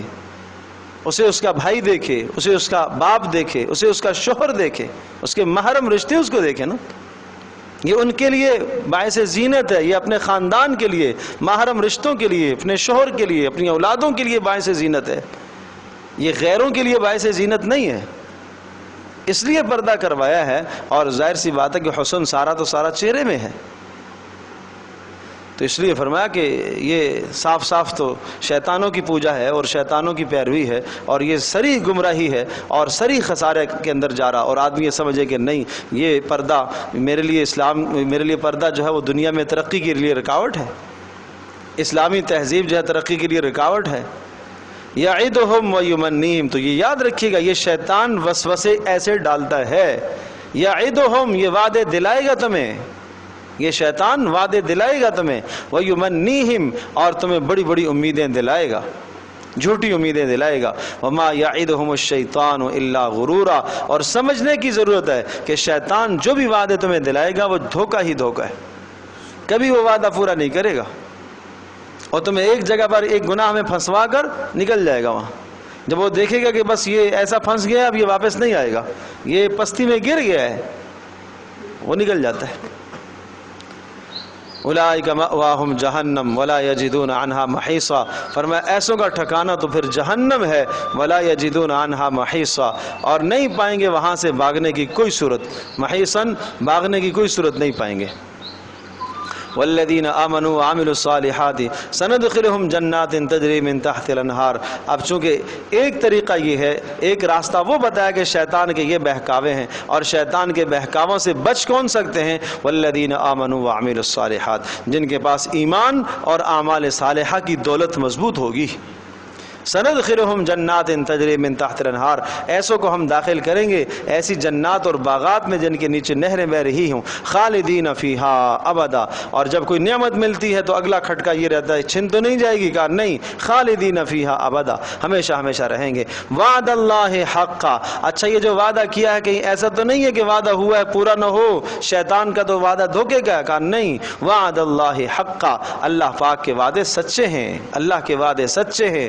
ومن اصدق من اللہ قیلا، اور کون زیادہ سچ ہو سکتا ہے اللہ پاک سے باعتبار بات کے. ومن اصدق من اللہ، اور کس کی بات زیادہ سچی ہو سکتی ہے اللہ کی بات سے. اللہ اکبر، اللہ اکبر.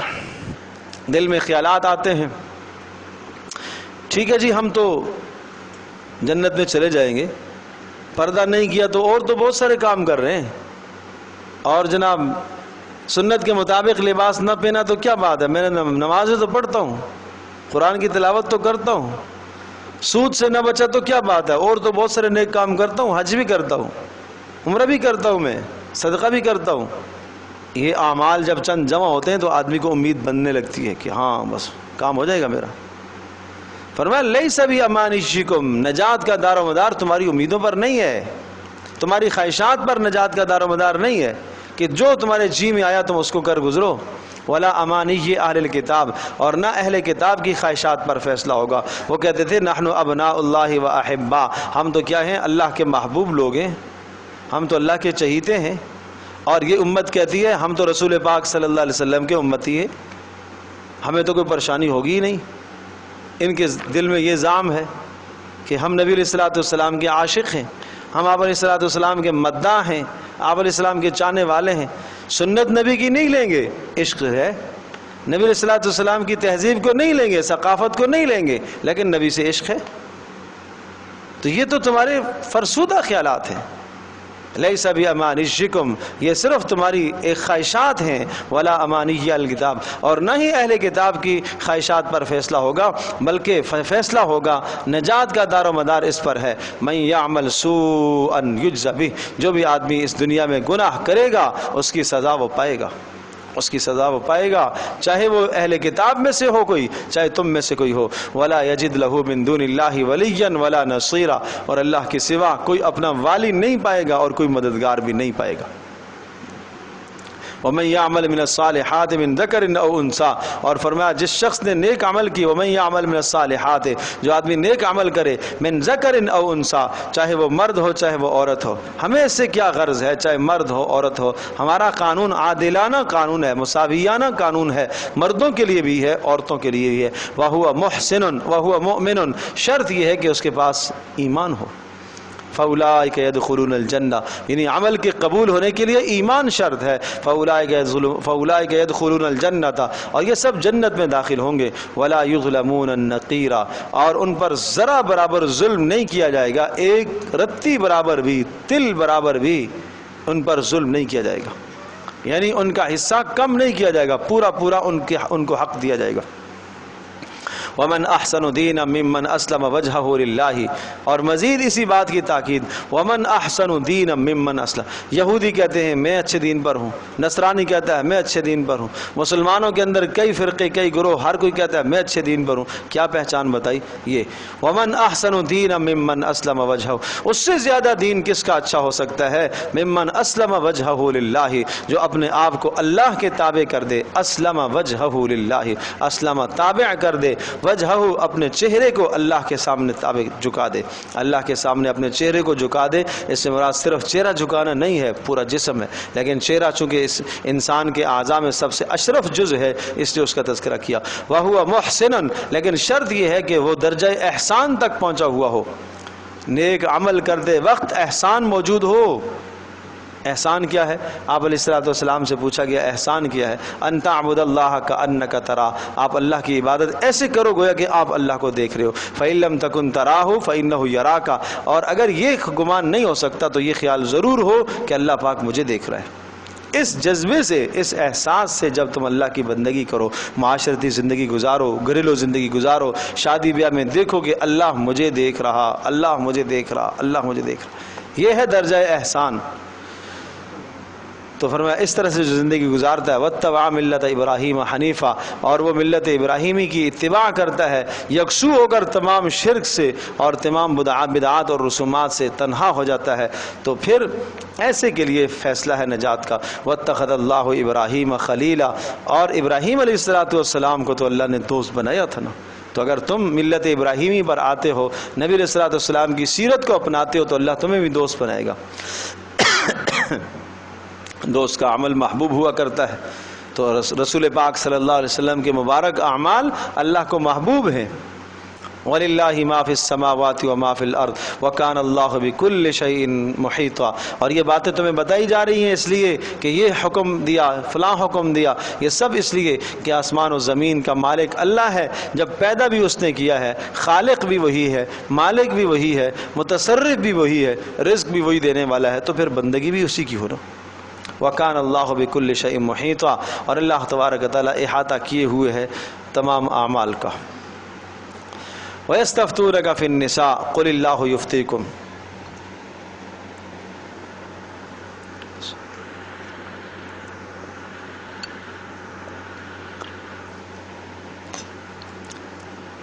اس کا تعلق سورۃ النساء کی آیت نمبر 3 سے ہے.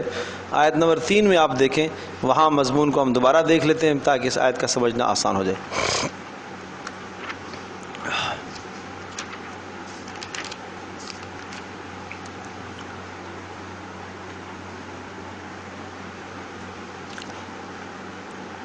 وَإِنْ خِفْتُمْ أَلَّا تُقْسِطُوا فِي الْيَتَامَى فَانكِحُوا مَا طَابَ لَكُم مِّنَ النِّسَاءِ مَثْنَىٰ وَثُلَاثَ وَرُبَاعَ فَإِنْ خِفْتُمْ أَلَّا تَعْدِلُوا فَوَاحِدَةً أَوْ مَا مَلَكَتْ أَيْمَانُكُمْ ذَلِكَ أَدْنَىٰ أَلَّا تَعُولُوا. آیت نمبر 3 ہے سورۃ النساء کی. مل گئی جی. قصہ یہ ہوتا تھا کہ کوئی بچی یتیم ہے، باپ اس کا مر گیا ہے اور باپ نے بڑا مال چھوڑا ہے. تو جب یہ بچی بالغ ہوتی تھی تو اب اس بچی کا نکاح باہر نہیں کرتے تھے.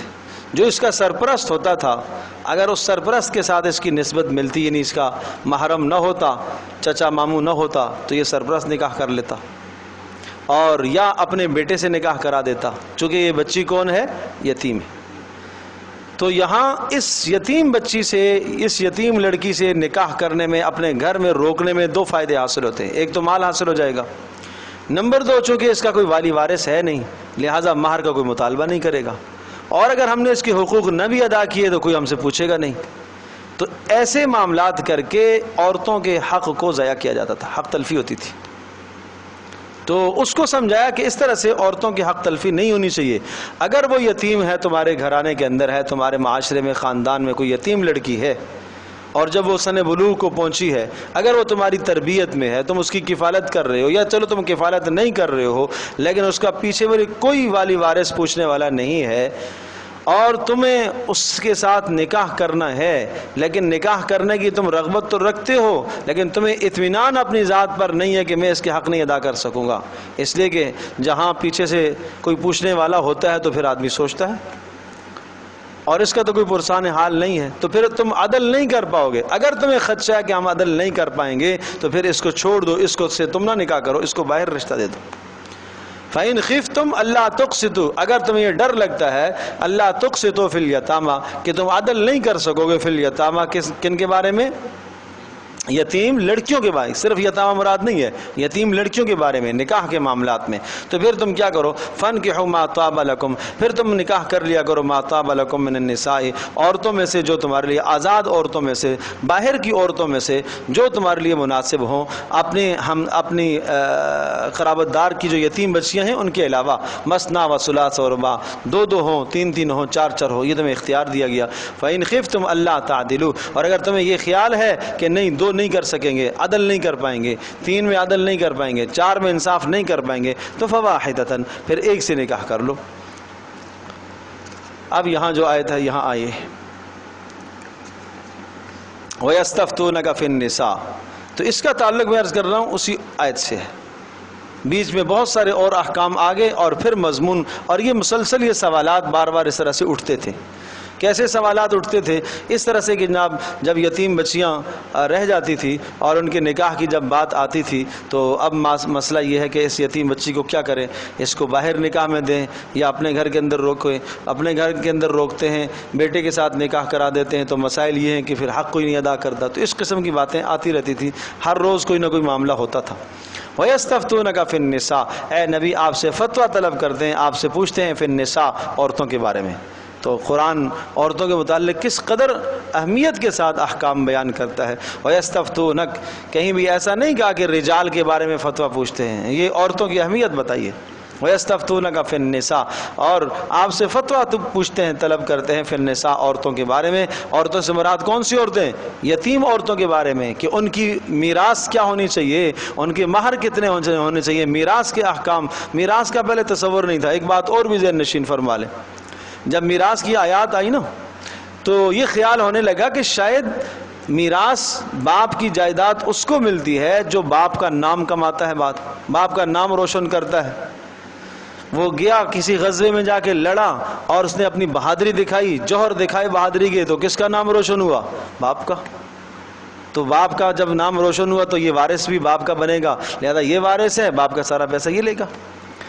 تو میراث کے احکام نازل ہوئے۔ جب میراث کی آیات نازل ہوئی کہ نہیں مردوں کا بھی حق ہے، عورتوں کا بھی حق ہے، تو یہ خیال ہونے لگا کہ شاید یہ عورتوں کا جو حق بتایا گیا ہے یہ بعد میں منسوخ ہو جائے گا، کچھ وقت تک دیا گیا ہے، بعد میں منسوخ ہو جائے گا، اس لیے کہ عورت کی حق تلفی کی جاتی ہے اور لوگوں کے دلوں میں اس حق تلفی کی نفرت ڈالنا مقصد ہے، اس لیے شاید یہ عارضی طور پر عورتوں کو مال میں شریک کیا گیا، یہ ایک تصور قائم ہوا اور اس پر سوالات ہونے لگے۔ تو پھر یہ پوچھا، یہ آیت نازل ہوئی وَيَسْتَفْتُونَكَ فِي النِّسَاءِ، آپ سے یہ پوچھتے ہیں فی النساء، عورتوں کے متعلق، یتیم عورتوں کے متعلق پوچھتے ہیں کہ ان کے نکاح کیسے کریں اور ان کے مہر کیسے دیں، اور دیگر عورتوں کے متعلق بھی پوچھتے ہیں کہ ہم ان کی میراث کس طرح سے ادا کریں، کیا یہ میراث کا حکم ہمیشہ کے لیے یا منسوخ ہوگا؟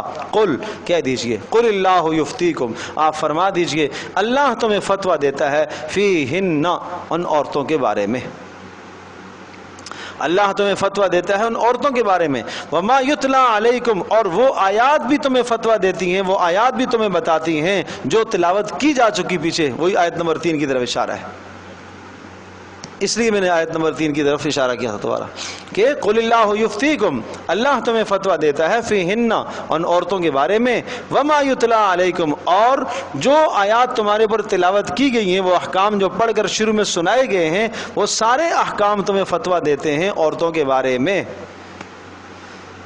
اچھا، پیچھے جو آیات تلاوت کی گئی ہیں وما یتلا علیکم، اور پیچھے جو تلاوت کی گئی ہیں جو آیات کتاب میں، فی یتام النساء، یتیم عورتوں کے متعلق، اللاتی لا تؤتون ما کتب لا تؤتونہن ما کتب لہن، وہ یتیم عورتیں کہ جن کو تم نہیں عطا کرتے ہو، جن کو تم نہیں دیتے ہو ما کتب لہن، جو ان کے لیے مقرر کیا جاتا ہے، یعنی مہر یا میراث تم ان کو نہیں دیتے ہو، سمجھ گئی؟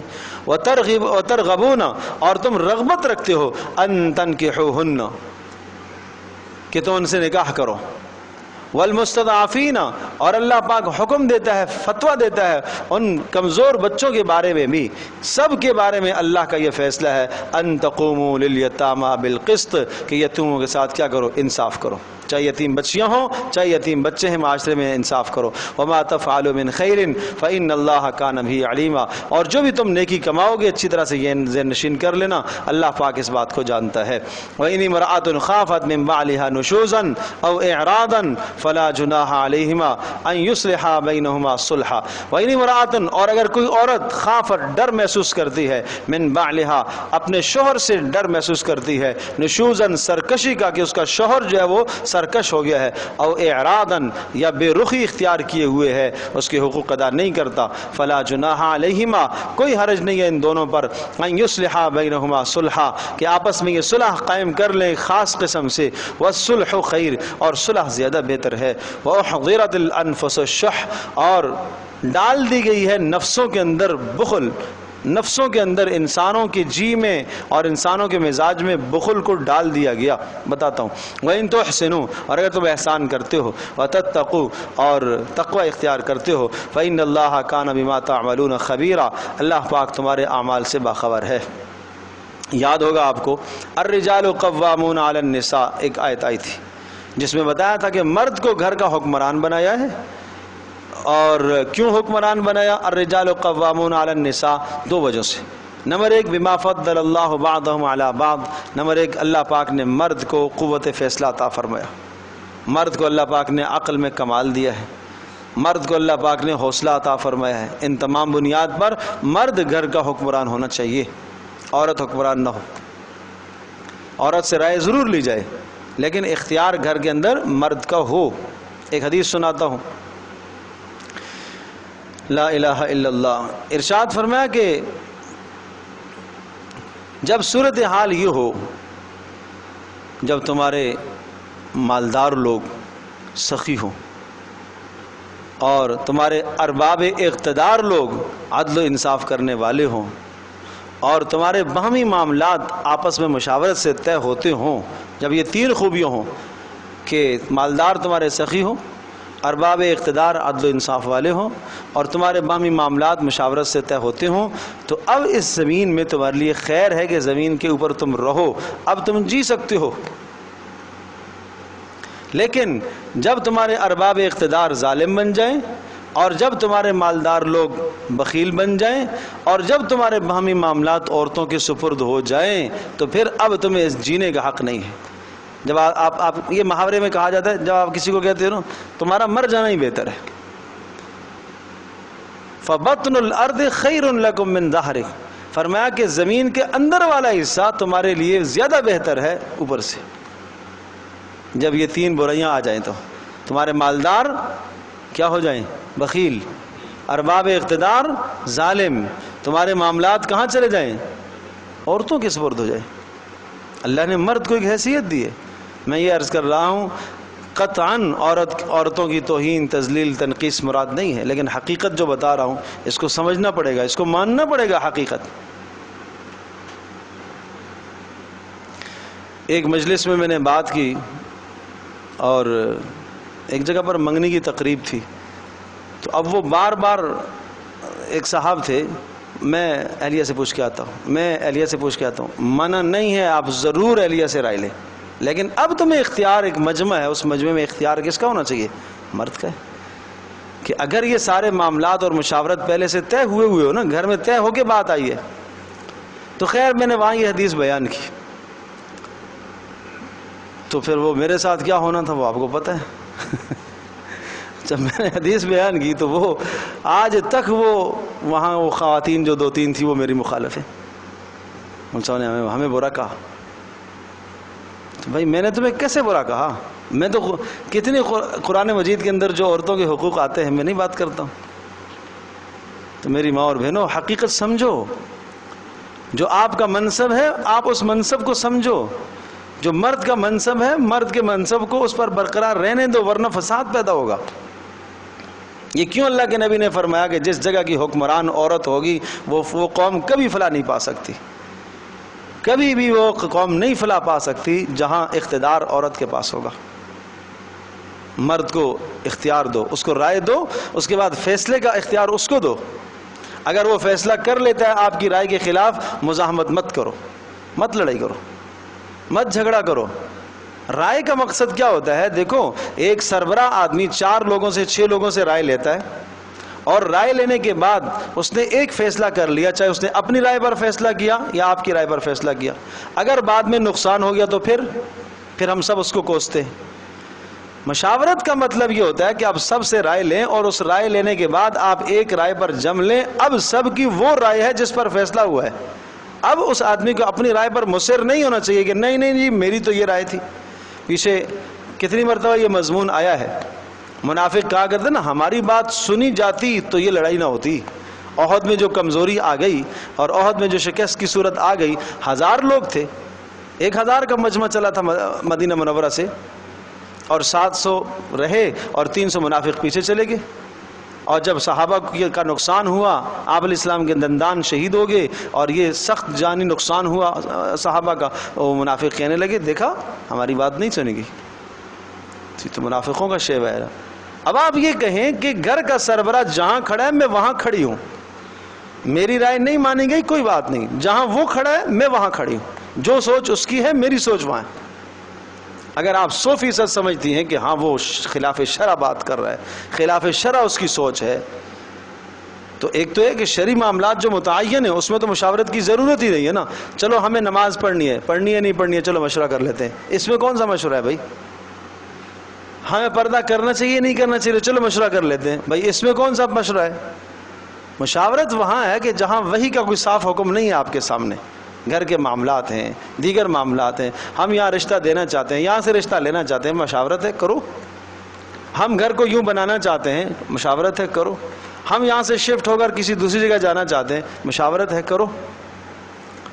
لیکن اختیار مرد کو ہونا چاہیے۔ بہرحال بات دوسری طرف چلی جائے گی، الرجال قوامون علی النساء، تو کہا کہ مرد کو گھر کا حکمران بنایا 2 وجہوں سے، ایک تو مرد کی عقل میں اور مرد کے حوصلوں میں کمال ہے، اور دوسری وجہ یہ ذکر فرمائی بما انفقوا، اس لیے کہ مرد مال خرچ کرتا ہے، کما کے لاتا ہے، تو لہذا جب کما کے لاتا ہے تو اس کو اتنی حیثیت دو گھر کے اندر دو کہ جب وہ کما کے لاتا ہے تو اس کو اتنی حیثیت دو، اس کو بادشاہ والی حیثیت گھر میں دو، اس کی گھر میں کے اندر عزت کرو نا کہ وہ کما کے لایا ہے، وہ صبح سے لے کر شام تک اس نے دھوپ برداشت کی ہے، مشقت برداشت کی ہے، یہ تو گھر کی 4 دیواری کے اندر ہے، اسے کیا معلوم کہ باہر کیا مشقت ہے، اور وہ کتنی تکلیف برداشت کر کے آیا، کتنے لوگوں سے لڑ جھگڑ کے آیا ہے، مال کما کے لایا۔ اگر وہ لڑ جھگڑ کے گھر میں آتا ہے، گھر میں بھی وہی لڑائی، دروازے میں داخل ہونے کے بعد اسے عزت نہ دی جائے، اسے ذلیل کیا جائے، اسے بچوں کے سامنے ایسے جملے بولے جائیں، تنزیہ کلمات کہے جائیں اس کو، تو اس مرد کی زندگی تو تنگ ہو گئی۔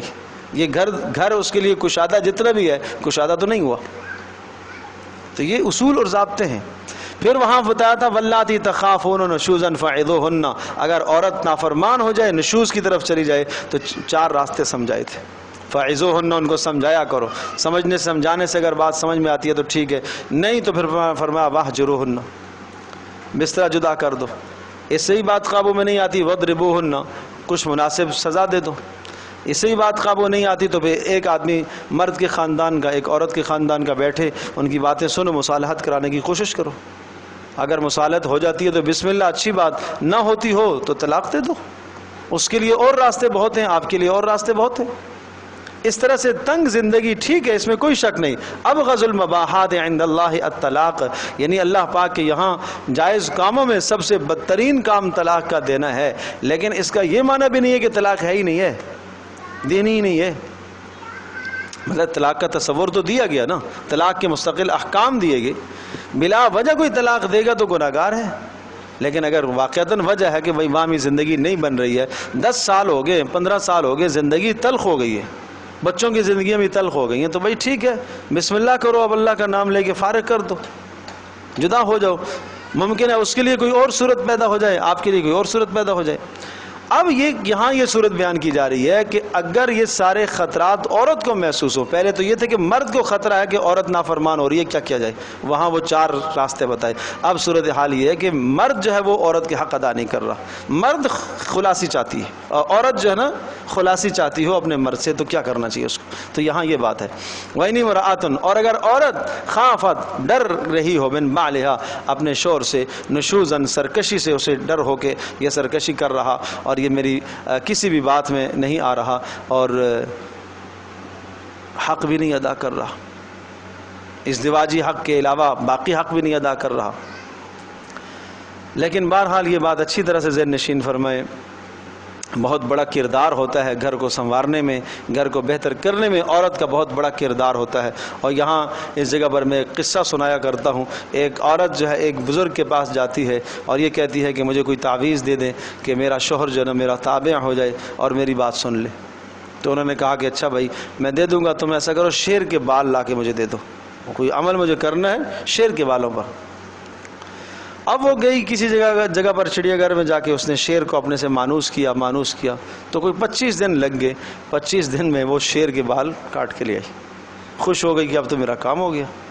جب وہ لے کے آئی تو 25واں دن کہا کتنے سال ہو گئے تمہیں شادی ہوئے؟ کہا 25 سال ہو گئے. اب 25 سال میں ایک انسان کو تم قابو نہیں کر سکی، ایک درندے کو تم نے قابو کر لیا، تو اس کا مطلب یہ ہے کہ تمہارے اندر اتنی صلاحیت تو ہے بھائی. یہ کمزوری یہاں ہے، قصور یہاں ہے، ادھر کمزوری ہے. اس میں کوئی شک نہیں مردوں کی طرف سے بھی زیادتیاں ہیں، لیکن بے شمار میرے پاس جو فون آتے ہیں، جب میں تھوڑے سے حال احوال تحقیق کرتا ہوں، جب باتیں پوچھتا ہوں، تو ان باتوں میں کئی جگہ ایسا نظر آتا ہے کہ عورت کا قصور ہے. وہ مرد کو اہمیت نہیں دیتی، مرد کو محبت نہیں دیتی، مرد کو کہ آداب کا خیال، نام لے کے کیوں پکارتی ہو، غلط ہے، گناہ ہے. یہ ہمارے اس معاشرے میں ہے، شوہر کا نام لیا جاتا ہے، کیوں؟ اس سے محبتیں تو نہیں پیدا ہوتی. کہاں حضرت عائشہ نے نام لیا تھا؟ سبحان اللہ سبحان اللہ، کیا محبتیں تھیں وہاں پکارنے کی. اللہ کے وہاں کنیت سے پکارے جاتے تھے، ابو القاسم، قاسم کے ابا، فلاں کے ابا، فلاں کے ابا، کنیت تھی. عورت اپنے شوہر کو کنیت سے پکارے، فلاں کے ابو. یہ عزت ہے، یہ مرد کو عزت دے رہی ہے. نام لے کے کیوں پکارتی ہے؟ اس میں کوئی شک نہیں شریکہ حیات ہے، لیکن ایک درجہ مرد کا زیادہ ہے. اچھا یہ بھی باندھی نہیں ہے، یہ بھی لونڈی نہیں ہے کہ آدمی اس کو باندھی سمجھے، اس کو لونڈی سمجھے، اس کو خادمہ سمجھے، ایسا بھی نہیں ہے. یہ شریکہ حیات ہے، لیکن ایک درجہ، تھوڑا سا ایک درجہ زیادہ رکھا گیا مرد کا، اس کا خیال رکھے نا. لا الہ الا اللہ، لا الہ الا اللہ، لا الہ الا اللہ. محبتیں ان لوگوں کی سیرت کو پڑھو. اما عائشہ رضی اللہ تعالیٰ عنہا کی سیرت کو پڑھو، کیا خوبصورت زندگی، کس طرح سے رسول پاک صلی اللہ علیہ وسلم کو محبت دیتی. خدیجہ رضی اللہ عنہا کی سیرت کو پڑھو، کیسے نبی علیہ الصلوۃ والسلام کو انہوں نے محبت دی، کیسے دل جیتتی تھیں وہ. سمجھے نا، ہمارے لیے یہ نمونہ ہے، ان لوگوں کی زندگیاں ہمارے لیے نمونہ ہے. ہم نے ان کی زندگیاں پڑھی ہی نہیں ہیں. اللہ اکبر. ہم اصول دیکھتے ہیں جناب کہاں سے، نیٹ سے، فلاں سے. ہم دیکھتے ہیں یہودیوں کے یہاں کیا طریقہ ہے، مجوسیوں کے یہاں کیا طریقہ ہے، فلاں کے یہاں کیا رواج ہے، فلاں کے یہاں کیا رواج ہے. ہمارے لیے تو پیارے نبی کی زندگی ہے نا، ہمارے لیے تو عائشہ کی سیرت ہے. ہماری ماں بہن کے لیے، ہمارے یہاں کی بیوی کے لیے عائشہ کی سیرت ہے، حفصہ کی سیرت ہے.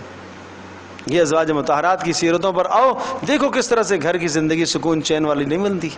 کیوں اللہ کے نبی نے اس شخص کو کہا، اس نے کہا اللہ کے رسول میں گھر میں داخل ہوتا ہوں، میری بیوی سبحان اللہ دروازے پر آ کے استقبال کرتی ہے، عزت سے استقبال کرتی ہے، ہاتھ لے کے چومتی ہے، جوتے اتارتی ہے. آپ نے فرمایا جنتی عورت ہے، اس پر جنت کی بشارت. یہ نماز پر تو نہیں سنائی، یہ تہجد پر تو نہیں سنائی، اس پر شوہر کی خدمت پر. اللہ اکبر، اللہم صلی علی محمد. جب شوہر گھر میں داخل ہو اس کو وقت دینا، اپنے کاموں سے، کچن میں بھی کھڑی ہے کام کاج کر رہی ہے، آ جائے دروازے پر آ جائے، وقت دے اسے. اسی وقت ایک لمحے کے لیے کاموں کو چھوڑ کر خیر پوچھ لے، خیریت پوچھ لے، خیریت سے آئے، تکلیف نہیں ہوئی، پریشانی نہیں ہوئی. یہ محبت ہے، یہ دل جیتنے والے اعمال ہیں. اللہ اکبر. میں آپ کو کیا بتاؤں، بات کہیں اور چلی جائے گی. کیا فرمایا اللہ کے نبی نے؟ اگر تندور پر روٹی ڈال رہی ہے اور روٹیاں اندر لگی ہوئی ہیں، اسے شوہر بلائے اپنی حاجت پوری کرنے کے لیے، ازدواجی حق پورا کرنے کے لیے، وہ روٹی چھوڑے اور جائے. وہ یہ نہیں کہہ سکتی کہ روٹی جل جائے گی، وہ یہ نہیں کہہ سکتی. یہ اللہ کے نبی نے یہ سیرت دی ہے. اللہ اکبر، اللہ اکبر. ایک زوجہ محترمہ گھر میں موجود تھی، نبی علیہ الصلوۃ والسلام تشریف لائے. آپ علیہ الصلوۃ والسلام نے خلوت مانگی اور ان کے پاس دیگر خواتین بیٹھی ہوئی تھی، اور انہوں نے وہ خلوت چھوڑی اور خواتین کی مجلس چھوڑی اور نبی علیہ الصلوۃ والسلام کی خدمت میں پہنچی. یہ سیرت ہے. میں بالکل کھل کے بات کرتا ہوں. آپ علیہ الصلوۃ والسلام نے یہاں تک ارشاد فرمایا کہ جب تم میں سے کوئی مرد باہر نکلے اور اگر اس کی نگاہ غلط اٹھے تو وہ فوری اپنے گھر کے اندر آ کر اپنی ضرورت کو پورا کرے. اب اس سے واضح بات کیا ہے؟ یہ اللہ کے نبی کی سیرت ہے نا. یہ ازدواجی زندگی کے اصول ضابطے بتائے کہ وہ گھر چونکہ اس کے دل میں برا خیال آ رہا ہے، شیطان وسوسہ ڈال رہا ہے، پھر وہ سوچے گا وہ اپنی ضرورت آگے گھر میں پورا کرے. جب گھر میں ضرورت پورا کرے، ادھر گھر میں یہ بتایا اگر تم روٹیاں بھی ڈال رہی ہو تو تم پھر ادھر پہنچو، اس کی ضرورت کو پورا کرو آگے. اللہم صلی علی محمد، اللہم صلی علی محمد. تو بہرحال اسلامی آداب سے ہم بہت دور چلے گئے، اسلامی زندگی سے، نبی کی سیرت سے ہم بہت دور چلے گئے. وَإِنِ امْرَأَةٌ خَافَتْ مِنْ بَعْلِهَا نُشُوزًا، اور فرمایا کہ اگر عورت ڈر محسوس کر رہی ہے اپنے شوہر سے، نشوزاً کہ یہ سرکش ہے، او اعراضاً یا وہ اعراض کر رہا، اس کے حقوق ادا نہیں کر رہا، تو اب صلح کا کیا طریقہ ہے، کیسے؟ ایک صورت تو یہ ہے کہ دیکھو بہرحال اگر وہ حق ادا نہیں کر رہا تو تم بلا وجہ جلدی نہ کرو، اس سے طلاق کا مطالبہ نہ کرو، اس سے تم خلع کا مطالبہ نہ کرو، کچھ صلح کی پیشکش کر لو. اس لیے کہ تمہیں سمجھنا چاہیے اس بات کو کہ اگر اس نے میرے حق ادا نہیں کیا اور میں نے طلاق کا مطالبہ کیا اور اس نے جلدی فیصلہ کر لیا طلاق کا، تو میری زندگی پھر کیسے گزرے گی؟ تم اس کو سوچو تھوڑا سا. میرے بچے ہیں، ان کا کیا بنے گا، یہ تھوڑا سا سوچو. اب یہ صورت ہو سکتی ہے کہ تم اپنے کچھ حقوق اسے معاف کر دو. اگر تمہارے پاس وسعت ہے، گنجائش ہے، اس کے ذمے لازم ہے ازدواجی تمہارا حق ادا کرنا، اس کے ذمے ہے. تمہیں کپڑا دینا اس کی ذمہ داری ہے، تمہیں کھانا دینا اس کی ذمہ داری ہے، اور تمہیں گھر مہیا کرنا اس کی ذمہ داری ہے. چلو ان حقوق میں سے کسی حق کو تم کم کر دو تو شاید وہ راضی ہو جائے. تم ہر منتھ اس سے پیسے مانگتی ہو، مثال کے طور پر 5,000 روپیہ وہ تمہیں دیتا ہے، جیب خرچ دیتا ہے. تم کہو اچھا مجھے یہ نہیں چاہیے، باقی گھر کی جو ضروریات ہیں وہ آپ پوری کرو، یہ مجھے نہیں چاہیے. کھانا تو اس نے دینا ہی دینا ہے، وہ تو ذمہ داری میں آتا ہے، لیکن اضافی اگر آپ کو جیب خرچ دیتا ہے، 5,000 دیتا ہے، 10,000 دیتا ہے، تو آپ یہ روک دو. شاید یہ ایسا ہو تو اس کے نتیجے میں وہ اس نشوز سے اور اعراض سے اور اس بد سلوکی سے شوہر باز آ جائے. ایک طریقہ یہ بتایا. اور اگر یہ سمجھتے ہو کہ پھر نئی صورت بن رہی ہے تو اب بہتر ہے، کوئی بات نہیں، اب آپ خلا کا مطالبہ کر سکتی ہو. اب آپ یہ کہہ سکتی ہو کہ مجھے خلا دے دی جائے اور اس خلا میں آپ اپنا مہر معاف کر دو یا آپ اپنا کوئی مال دے کر اس سے خلا حاصل کرو، تو کوئی حرج بھی نہیں ہے. لیکن یہ اسی صورت میں ہے کہ جب آپ سمجھ رہی ہو کہ نہیں، کوئی صورت نہیں بن سکتی ہے باہمی مصالحات کی، نہ وہ ازدواجی حق ادا کر رہا ہے اور نہ وہ مالی حق ادا کر رہا ہے، نہ وہ ضروریات اس کی پوری کر رہا ہے، اس کے ساتھ ساتھ زد و کوب کر رہا ہے، مار پیٹ کر رہا ہے، بدتمیز ہے اور کسی بدکاری میں مبتلا ہے، نشے میں مبتلا ہے، اور اس کے سوا کسی اور کی طرف اس کا رجحان ہے اور کسی حرام کاری میں وہ مبتلا ہے. اب عورت کو اختیار ہے. ایسا بھی نہیں ہے کہ نہیں بھائی یہ ساری زندگی یہیں کڑ کڑ کے مرتی رہے. اسلام نے اس کو اختیار دیا ہے. اس کے خاندان والوں کو چاہیے کہ اسے پوچھیں، اس کی خیر خبر لیں. اب اسے اختیار ہے. اللہ اکبر. میں عرض کر رہا ہوں کہ بہرحال یہ ہمارے ہاں معاشرے میں برائیاں ہیں. یا تو بیچاری پستی رہتی ہے, ماں باپ بھی تسلی کر لے بھائی کر لے, یہاں ہی زندگی گزارنی ہے. ماں باپ بیچارے گزر گئے, زندگی مر گئے, کھپ گئے, بہن بھائیوں میں سے کون پوچھے گا؟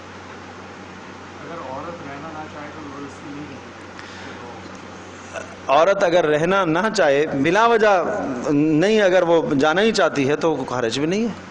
اب وہ کہتی ہے میرا مزاج اس کے ساتھ نہیں ملتا, کسی بھی وجہ سے نہیں ملتا. پیچھے آپ کو یاد ہوگا میں نے قصہ سنایا تھا حضرت مغیث اور بریرہ رضی اللہ عنہما کا, کہ مغیث پہلے غلام تھے, ان کو آزاد جب کیا گیا, عائشہ رضی اللہ عنہ, بریرہ جو ہے وہ باندھی تھی, تو حضرت عائشہ رضی اللہ تعالیٰ عنہ نے انہیں آزاد کر دیا. تو اب کہا کہ اختیار ہے آپ کو, آپ اسی کے پاس رہنا چاہتی ہو یا دوسرا نکاح کرنا چاہتی ہو. تو انہوں نے کہا میں نہیں رہنا چاہتی, میرا مزاج نہیں ملتا ان کے ساتھ. اچھا, وہ ان سے بہت محبت کرتے تھے, بے حد پیار کرتے تھے, تو وہ ان کے غم اور فراق میں روتے تھے. پھر آپ علیہ السلام کے پاس آئے, کہا اللہ کے رسول سفارش فرمائیے. تو آپ نے سفارش فرمائی ہے. انہوں نے کہا, بریرہ نے کہا اللہ کے رسول آپ کا حکم ہو تو علی الراس والعین, سر آنکھوں پر, اور اگر آپ کا مشورہ ہو تو مجھے یہ قبول نہیں.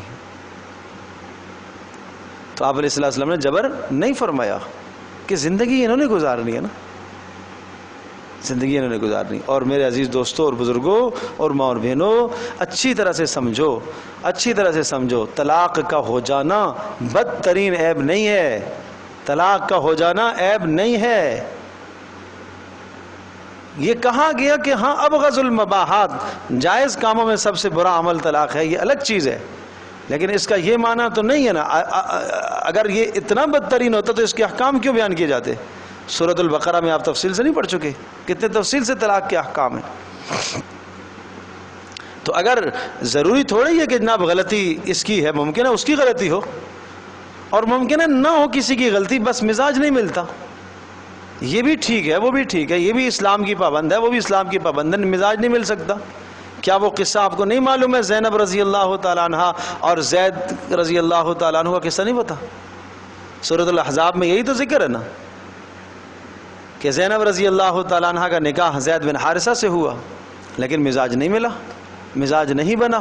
بالآخر جو ہے زید بن حارثہ رضی اللہ عنہ نے زینب کو طلاق دی, اور طلاق کے بعد, عدت گزرنے کے بعد, پھر رسول پاک صلی اللہ علیہ وسلم نے زینب سے نکاح فرمایا تھا. تو یہ تو ہو سکتا ہے بھائی. تو طلاق کا ہو جانا بھی کوئی بدترین عیب نہیں ہے کہ اب طلاق ہو گئی ہے, اب اس کا رشتہ کوئی نہ آئے. کتنا بڑا ظلم ہے بھائی, کتنا بڑا جرم ہے. کیا اب اس بچی کو, اس بیٹی کو اب معاشرے میں جینے کا حق نہیں رہا؟ اب یہ اگر اس کو طلاق ہو گئی ہے, 25 سالہ اس کی عمر ہے, اب اس کے ماں باپ مر گئے ہیں, بھائی ہیں اس کے, کوئی اس کی دیکھ بھال نگہداشت نہیں کر رہا, اس وقت یہ محتاج نہیں ہے ایک مرد کی طرف. لیکن چونکہ ہمارے ہاں عیب ہو گیا کہ نہیں یہ تو طلاق ہے, اور اس طرح سے جناب طلاق یافتہ سے کون نکاح کرے گا؟ بیوہ ہے, کون نکاح کرے گا؟ تو یہ ہمارے یہاں بدترین عیب ہے. یہ غلط بات ہے. خود رسول پاک صلی اللہ علیہ وسلم کے نکاح جتنے بھی ہوئے, کن سے ہوئے؟ بیواؤں سے ہوئے. عائشہ رضی اللہ تعالیٰ عنہ کے سوا بیواؤں سے نکاح ہوئے. خود خدیجہ رضی اللہ تعالیٰ عنہ جو سب سے پہلی بیوی ہے, سوچو تو صحیح, 2 شوہروں سے بیوہ ہو کے آئی ہوئی ہے, 2 شوہروں سے. کوئی عیب تھا یہ؟ سبحان اللہ, کتنی خوبصورت زندگی ہے وہ. تو بات یہ آ رہی تھی کہ اگر عورت یہ محسوس کر رہی ہے کہ بات جو ہے نا یہ میری نہیں سن رہا اور میرے حق نہیں ادا کر رہا, فلا جناح علیہما, کوئی حرج نہیں ہے, فلا جناح علیہما, ان دونوں پر, ان یصلحا بینہما صلحا, کہ آپس میں ایک صلح قائم کر لیں. والصلح خیر, صلح بہتر ہی ہے, زیادہ بہتر ہے. واحضرت الانفس الشح, اور صلح کی صورت یہ ہو سکتی ہے کہ عورت اپنے حق چھوڑ دے کچھ نہ کچھ, یا اپنے مالی حقوق چھوڑ دے, تو اس سے مرد کے دل میں چونکہ مال کی محبت ہے, وہ ممکن ہے مال یہاں دینا گراں سمجھتا ہو تو اپنے حقوق چھوڑ دے. وَحْضِرَتِ الْأَنفُسُ الشُّحَّ, اور نفسوں کے اندر ڈال دی گئی ہے مال کی محبت, تو ممکن ہے شوہر اس وجہ سے وہ حق تلفی سے باز آ جائے. وَإِن تُحْسِنُوا وَتَتَّقُوا, لیکن اگر تم احسان کرتے ہو ایک دوسرے کے ساتھ اور گناہوں سے بچتے رہتے ہو, مردوں کو حکم ہے وَإِن تُحْسِنُوا, کہ اگر تم بیویوں کے ساتھ احسان کرو گے, وَتَتَّقُوا, اور ان کی حق تلفی سے بچتے رہو گے, فَإِنَّ اللَّهَ كَانَ بِمَا تَعْمَلُونَ خَبِيرًا, تو اللہ جان رہا ہے. اللہ جان رہا ہے تمہارا مزاج نہیں مل رہا تھا، پھر بھی تم نے صبر کیا، گزاری ہے زندگی. وَلَن تَسْتَطِيعُوا أَن تَعْدِلُوا بَيْنَ النِّسَاءِ وَلَوْ حَرَصْتُمْ، اور اس بات کو بھی سمجھ لو تم نہیں استطاعت رکھتے ہو ان تعدلوا کہ تم عدل کرو، انصاف کرو، بین النساء دو عورتوں کے بیچ میں، وَلَوْ حَرَصْتُمْ اگرچہ تم اس کے چاہتے بھی ہو تب بھی نہیں ہو سکتے. مطلب یہ کہ دو عورتوں کے درمیان میں اگر دو بیویاں ہیں تو ان دو بیویوں کے درمیان میں قلبی اور دلی رجحان کو تم برابر نہیں کر سکتے ہو. ہاں عطا میں، دین میں، اس میں تم برابر رکھو. سمجھے جی؟ عطا اور دین میں دونوں کا حق آپ پورا پورا کرو. پھر بھی اگر قلبی میلان کسی ایک کی طرف ہے تو اس پر کوئی مذائقہ نہیں ہے.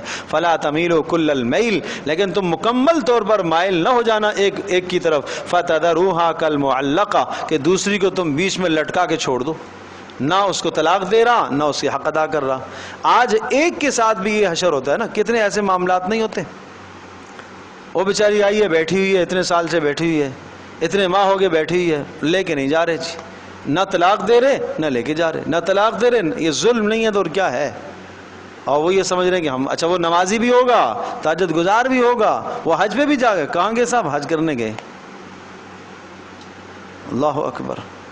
یہ گھر کے اندر کی زندگی ہماری تباہ ہے نا.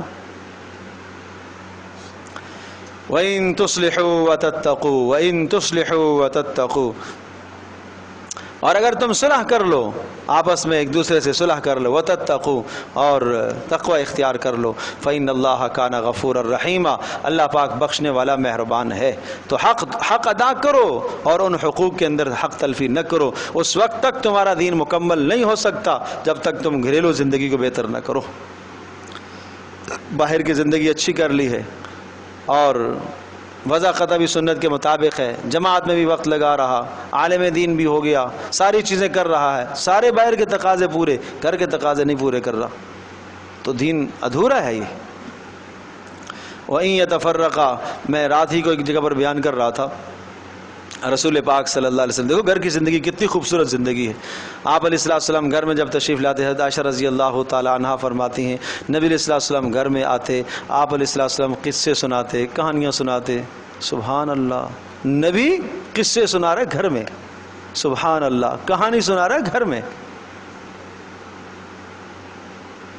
وَلْيَسَعْكَ بَيْتُكَ کی حدیث ہے، ایک شخص نے پوچھا نجات کی کیا صورت ہے؟ تو آپ نے فرمایا اپنی زبان پر قابو کرو اور اپنے گھر میں رہا کرو اور اپنے گناہوں پر رویا کرو. اپنے گھر میں رہا کرو. آج جسم گھر میں ہے لیکن ذہن کہیں اور ہے. ہاتھ میں فون پکڑا ہوا ہے، بیوی کے پاس بیٹھا ہوا ہے، ماں کے پاس بیٹھا ہوا ہے، ماں سے بات کرنے کی فرصت نہیں، باپ سے بات کرنے کی فرصت نہیں، بچی کو ماں باپ سے بات کرنے کی فرصت نہیں، باپ سے بات کرنے کی فرصت نہیں، ماں بات کر رہی ہے، یہ موبائل میں دیکھ کے جواب دے رہی ہے. یہ کون سا طریقہ ہے بھائی؟ یہ کون سے اخلاق ہیں؟ باپ اس سے بات کرنا چاہ رہا ہے، یہ لگا ہوا ہے اپنی موبائل میں لگا ہوا ہے. یہ ظلم نہیں ہے تو اور کیا ہے؟ یہ باپ کا دل نہیں دکھانا ہے؟ یہ بیٹا یہ بیٹی کیسے کامیاب ہوں گے؟ یہ گھر کی زندگی ہماری خراب ہوئی ہے. تو وَإِن يَتَفَرَّقَا يُغْنِ اللَّهُ، ہاں بات یہ عرض کر رہا تھا کہ اس طرح سے آپ علیہ السلام، عائشہ رضی اللہ عنہا فرماتی ہیں آپ گھر میں قصے سناتے تھے، واقعات سناتے تھے. مجھے آپ یہ بتاؤ، جو قصہ اللہ کے نبی گھر میں سناتے ہیں، کہانی سنا رہے ہیں، ارے بھائی کہانی سنا رہے ہیں، اگر اتنی دیر آپ باہر تبلیغ کرتے تو؟ لیکن امت کو یہ سمجھایا تبلیغ کا وقت تبلیغ ہے، وہ دعوت والا کام عظیم الشان کام ہے، جہاد فی سبیل اللہ عظیم الشان کام ہے. لیکن گھر کا نظم ہے، بچوں کا حق ہے، بیوی کا حق ہے، ماں باپ کا حق ہے، بہن بھائیوں کا حق ہے. انہیں گھر میں ٹائم دو، انہیں گھر میں وقت دو. اس سے معاشرہ ہمارا تباہ ہوگا. ٹائم نہیں دیں گے تو تباہی ہے. پھر فرمایا وَإِن يَتَفَرَّقَا يُغْنِ اللَّهُ كُلًّا مِّن سَعَتِهِ، غم کی بات نہیں ہے. وَإِن يَتَفَرَّقَا، اگر دونوں جدا ہو ہی جاتے ہیں تو، یعنی عورت نے مطالبہ کر دیا طلاق کا، یا عورت نے خلا کا مطالبہ، خلا ہوگی اور جدائی ہو گئی دونوں میں، تو اب اس کا یہ معنی تو نہیں ہے کہ اب نہ مرد معاشرے میں جینے کے قابل رہے نہ عورت جینے کے قابل رہے. نہ، یغنی اللہ کلا من سعتہ، اللہ پاک ہر ایک کو غنی کرے گا اپنے فضل سے. مرد کو بھی غنی کرے گا، عورت کو بھی غنی کرے گا. اللہ پاک اس مرد کے لیے دوسرے رشتے کا بندوبست کرے گا، اس عورت کے لیے بھی دوسرے رشتے کا بندوبست فرمائے گا. وکان اللہ، اس لیے کہ تمہارے جدا ہونے کا مقصد کیا ہے؟ نیک نیتی ہے. جدا ہونے کا مقصد جب انتقام نہ ہو نا، بھئی میں اس لیے طلاق دے رہا ہوں انتقام لینا ہے اس سے. وہ کہے میں خلا اس لیے لے رہی ہوں مجھے انتقام لینا ہے اس سے، یہ مرے، یہ دفع ہو جائے، یہ یوں کر لے، نا نا نا، یہ نہیں ہے نا۔ جو ملنا تھا آپس میں ملاپ تھا اور آپس میں زندگی ایک ساتھ رہنی تھی، وہ بھی اللہ کی رضا کے لیے تھے۔ آج ہم نہیں رہ سکتے ایک ساتھ، چلو بھائی اللہ کی رضا کے لیے ہم جدا ہو جاتے ہیں، اللہ کی رضا کے لیے۔ سبحان اللہ، کبھی پورے ملک میں پوری دنیا میں تلاش کرو ایسی کوئی طلاق واقعی، اللہ کی رضا کے لیے ہم جدا ہو جاتے ہیں جی، اس لیے کہ ہم دونوں ایک ساتھ رہ کر اللہ پاک کے حقوق کو پامال کر رہے ہیں۔ میں نماز پڑھتا ہوں، میرے دل میں یہی خیالات آ رہے ہوتے، تو پڑھتی ہے تیرے دل میں بھی یہ خیال، چلو اللہ کی رضا کے لیے ہم جدا ہو جاتے ہیں۔ سبحان اللہ سبحان اللہ، یہ جدا ہونا وَإِن يَتَفَرَّقَا، جب اللہ کی رضا کے لیے ہوگا، اللہ کا وعدہ ہے اللہ اسے بھی غنی کرے گا، اسے بھی غنی کرے گا۔ اور پھر برائیاں کرنا جائز نہیں ہے، پورے خاندان میں اس بیچاری کا ڈنڈورا پیٹو کہ جناب یہ ہے، یہ ایسی ہے، یہ ویسی ہے، اس کا ڈنڈورا پیٹو کہ یہ ایسا ہے، یہ ویسا، یہ غلط ہے۔ بالکل عیب کو، ایک برائی کو، بس میرا مزاج نہیں، پوچھے کیوں طلاق دی، میرا مزاج نہیں مل رہا تھا بھائی، برا آدمی ہے نہیں برا، پھر بھائی ضروری تھوڑی ہے، ایک چیز ہے میں بازار سے یہ چیز لیتا ہوں، ایک چیز، ایک آدمی کو یہ شے پسند ہے مجھے نہیں پسند ہے، یہ چیز بری ہے، نہیں بھائی بری نہیں ہے، مجھے نہیں پسند ہے نا، مجھے نہ پسند ہونا اس بات کی دلیل تھوڑی کہ یہ بری ہے۔ یہ سبزی میں نہیں کھاتا ہوں مجھے نہیں پسند ہے، یہ شے میں نہیں کھاتا ہوں، یہ شے دوسرا آدمی کھاتا ہے اسے پسند ہے مجھے نہیں پسند ہے۔ اللہ اکبر، ایک اللہ کے ولی بزرگ، انہوں نے اپنی بیوی کو ایک طلاق دے دی، یہ واقعہ شاید میں پہلے بھی سنا چکا ہوں، اور طلاق دی تو پھر اس کے بعد جو ہے لوگوں نے پوچھا کیوں طلاق دی، کہا میں کیوں بتاؤں، وہ عدت میں ہے نا، میری بیوی ہے تو میں بیوی کے عیب لوگوں کو بتاؤں، تو انتظار کرنے لگے لوگ، اچھا بھائی عدت پوری ہو گئی، اب تو بتا دو، کہ اب تو وہ میری بیوی نہیں رہی، غیر ہو گئی، میں غیر کے تذکرے کیوں کروں، کیا ضرورت ہے مجھے۔ وَإِن يَتَفَرَّقَا يُغْنِ اللَّهُ كُلًّا مِّن سَعَتِهِ، اور اگر وہ دونوں آپس میں جدا ہوتے ہیں تو غم کی بات نہیں ہے، اللہ پاک ہر ایک کو غنی کرے گا اپنی وسعت کے مطابق۔ وَكَانَ اللَّهُ وَاسِعًا عَلِيمًا، اور اللہ پاک وسعتوں والا ہے اور حکمتوں والا ہے۔ وَلِلَّهِ مَا فِي السَّمَاوَاتِ وَمَا فِي الْأَرْضِ، اور آسمان و زمین میں جو کچھ ہے اللہ کے لیے۔ وَلَقَدْ وَصَّيْنَا الَّذِينَ أُوتُوا الْكِتَابَ، اور ہم نے وصیت کی ہے، حکم دیا ہے ان لوگوں کو جو اہل کتاب تھے، من قبلکم، تم سے پہلے، وَإِيَّاكُمْ، اور تمہیں بھی حکم دے رہے ہیں، أَنِ اتَّقُوا اللَّهَ، اللہ سے ڈرو، اللہ سے ڈرو۔ دیکھو میں پہلے بھی بات عرض کر چکا ہوں، جہاں یہ زندگی کے مسائل اور احکام آتے ہیں وہاں تقویٰ کی بات ضرور آتی ہے، اللہ سے ڈرو، اللہ سے ڈرو۔ میاں بیوی ایک دوسرے کے حق ادا کریں گے، اللہ کا ڈر ہوگا تو تب، اور اللہ کا ڈر کسی ماحول سے پیدا ہوگا۔ اتقوا اللہ وکونوا مع الصادقین، اللہ کا ڈر اختیار کرو، نیک لوگوں کے ساتھ رہو، نیک لوگوں کی صحبت سے اللہ کا ڈر پیدا ہوتا ہے۔ وَإِن تَكْفُرُوا فَإِنَّ لِلَّهِ، اگر تم ناشکری کرو گے، عورتوں کو بھی حکم ہے، اگر تم ناشکری کرتی ہو، مردوں کو بھی حکم ہے، تم اس نعمت کی ناقدری کرتے ہو کہ اللہ پاک نے تمہیں اس دیواجی تعلق دیا ہے، اگر ناقدری کرتے ہو، ناشکری کرتے ہو، کفر کرتے ہو، فَإِنَّ، تو سن لو اللہ کا کوئی نقصان نہیں کرو گے۔ فَإِنَّ لِلَّهِ مَا فِي السَّمَاوَاتِ وَمَا فِي الْأَرْضِ، آسمان و زمینوں میں جو کچھ ہے وہ اللہ کا ہے۔ وَكَانَ اللَّهُ غَنِيًّا حَمِيدًا، اللہ پاک غنی ہے، بے پرواہ، اس کو تمہارے اعمال کی ضرورت نہیں ہے۔ حمیداً، اور اس کی تعریفیں ہیں اور تمہاری تعریف کرنے کی ضرورت نہیں ہے، نہ بھی کرو، اللہ پاک کی بڑی تعریف ہے۔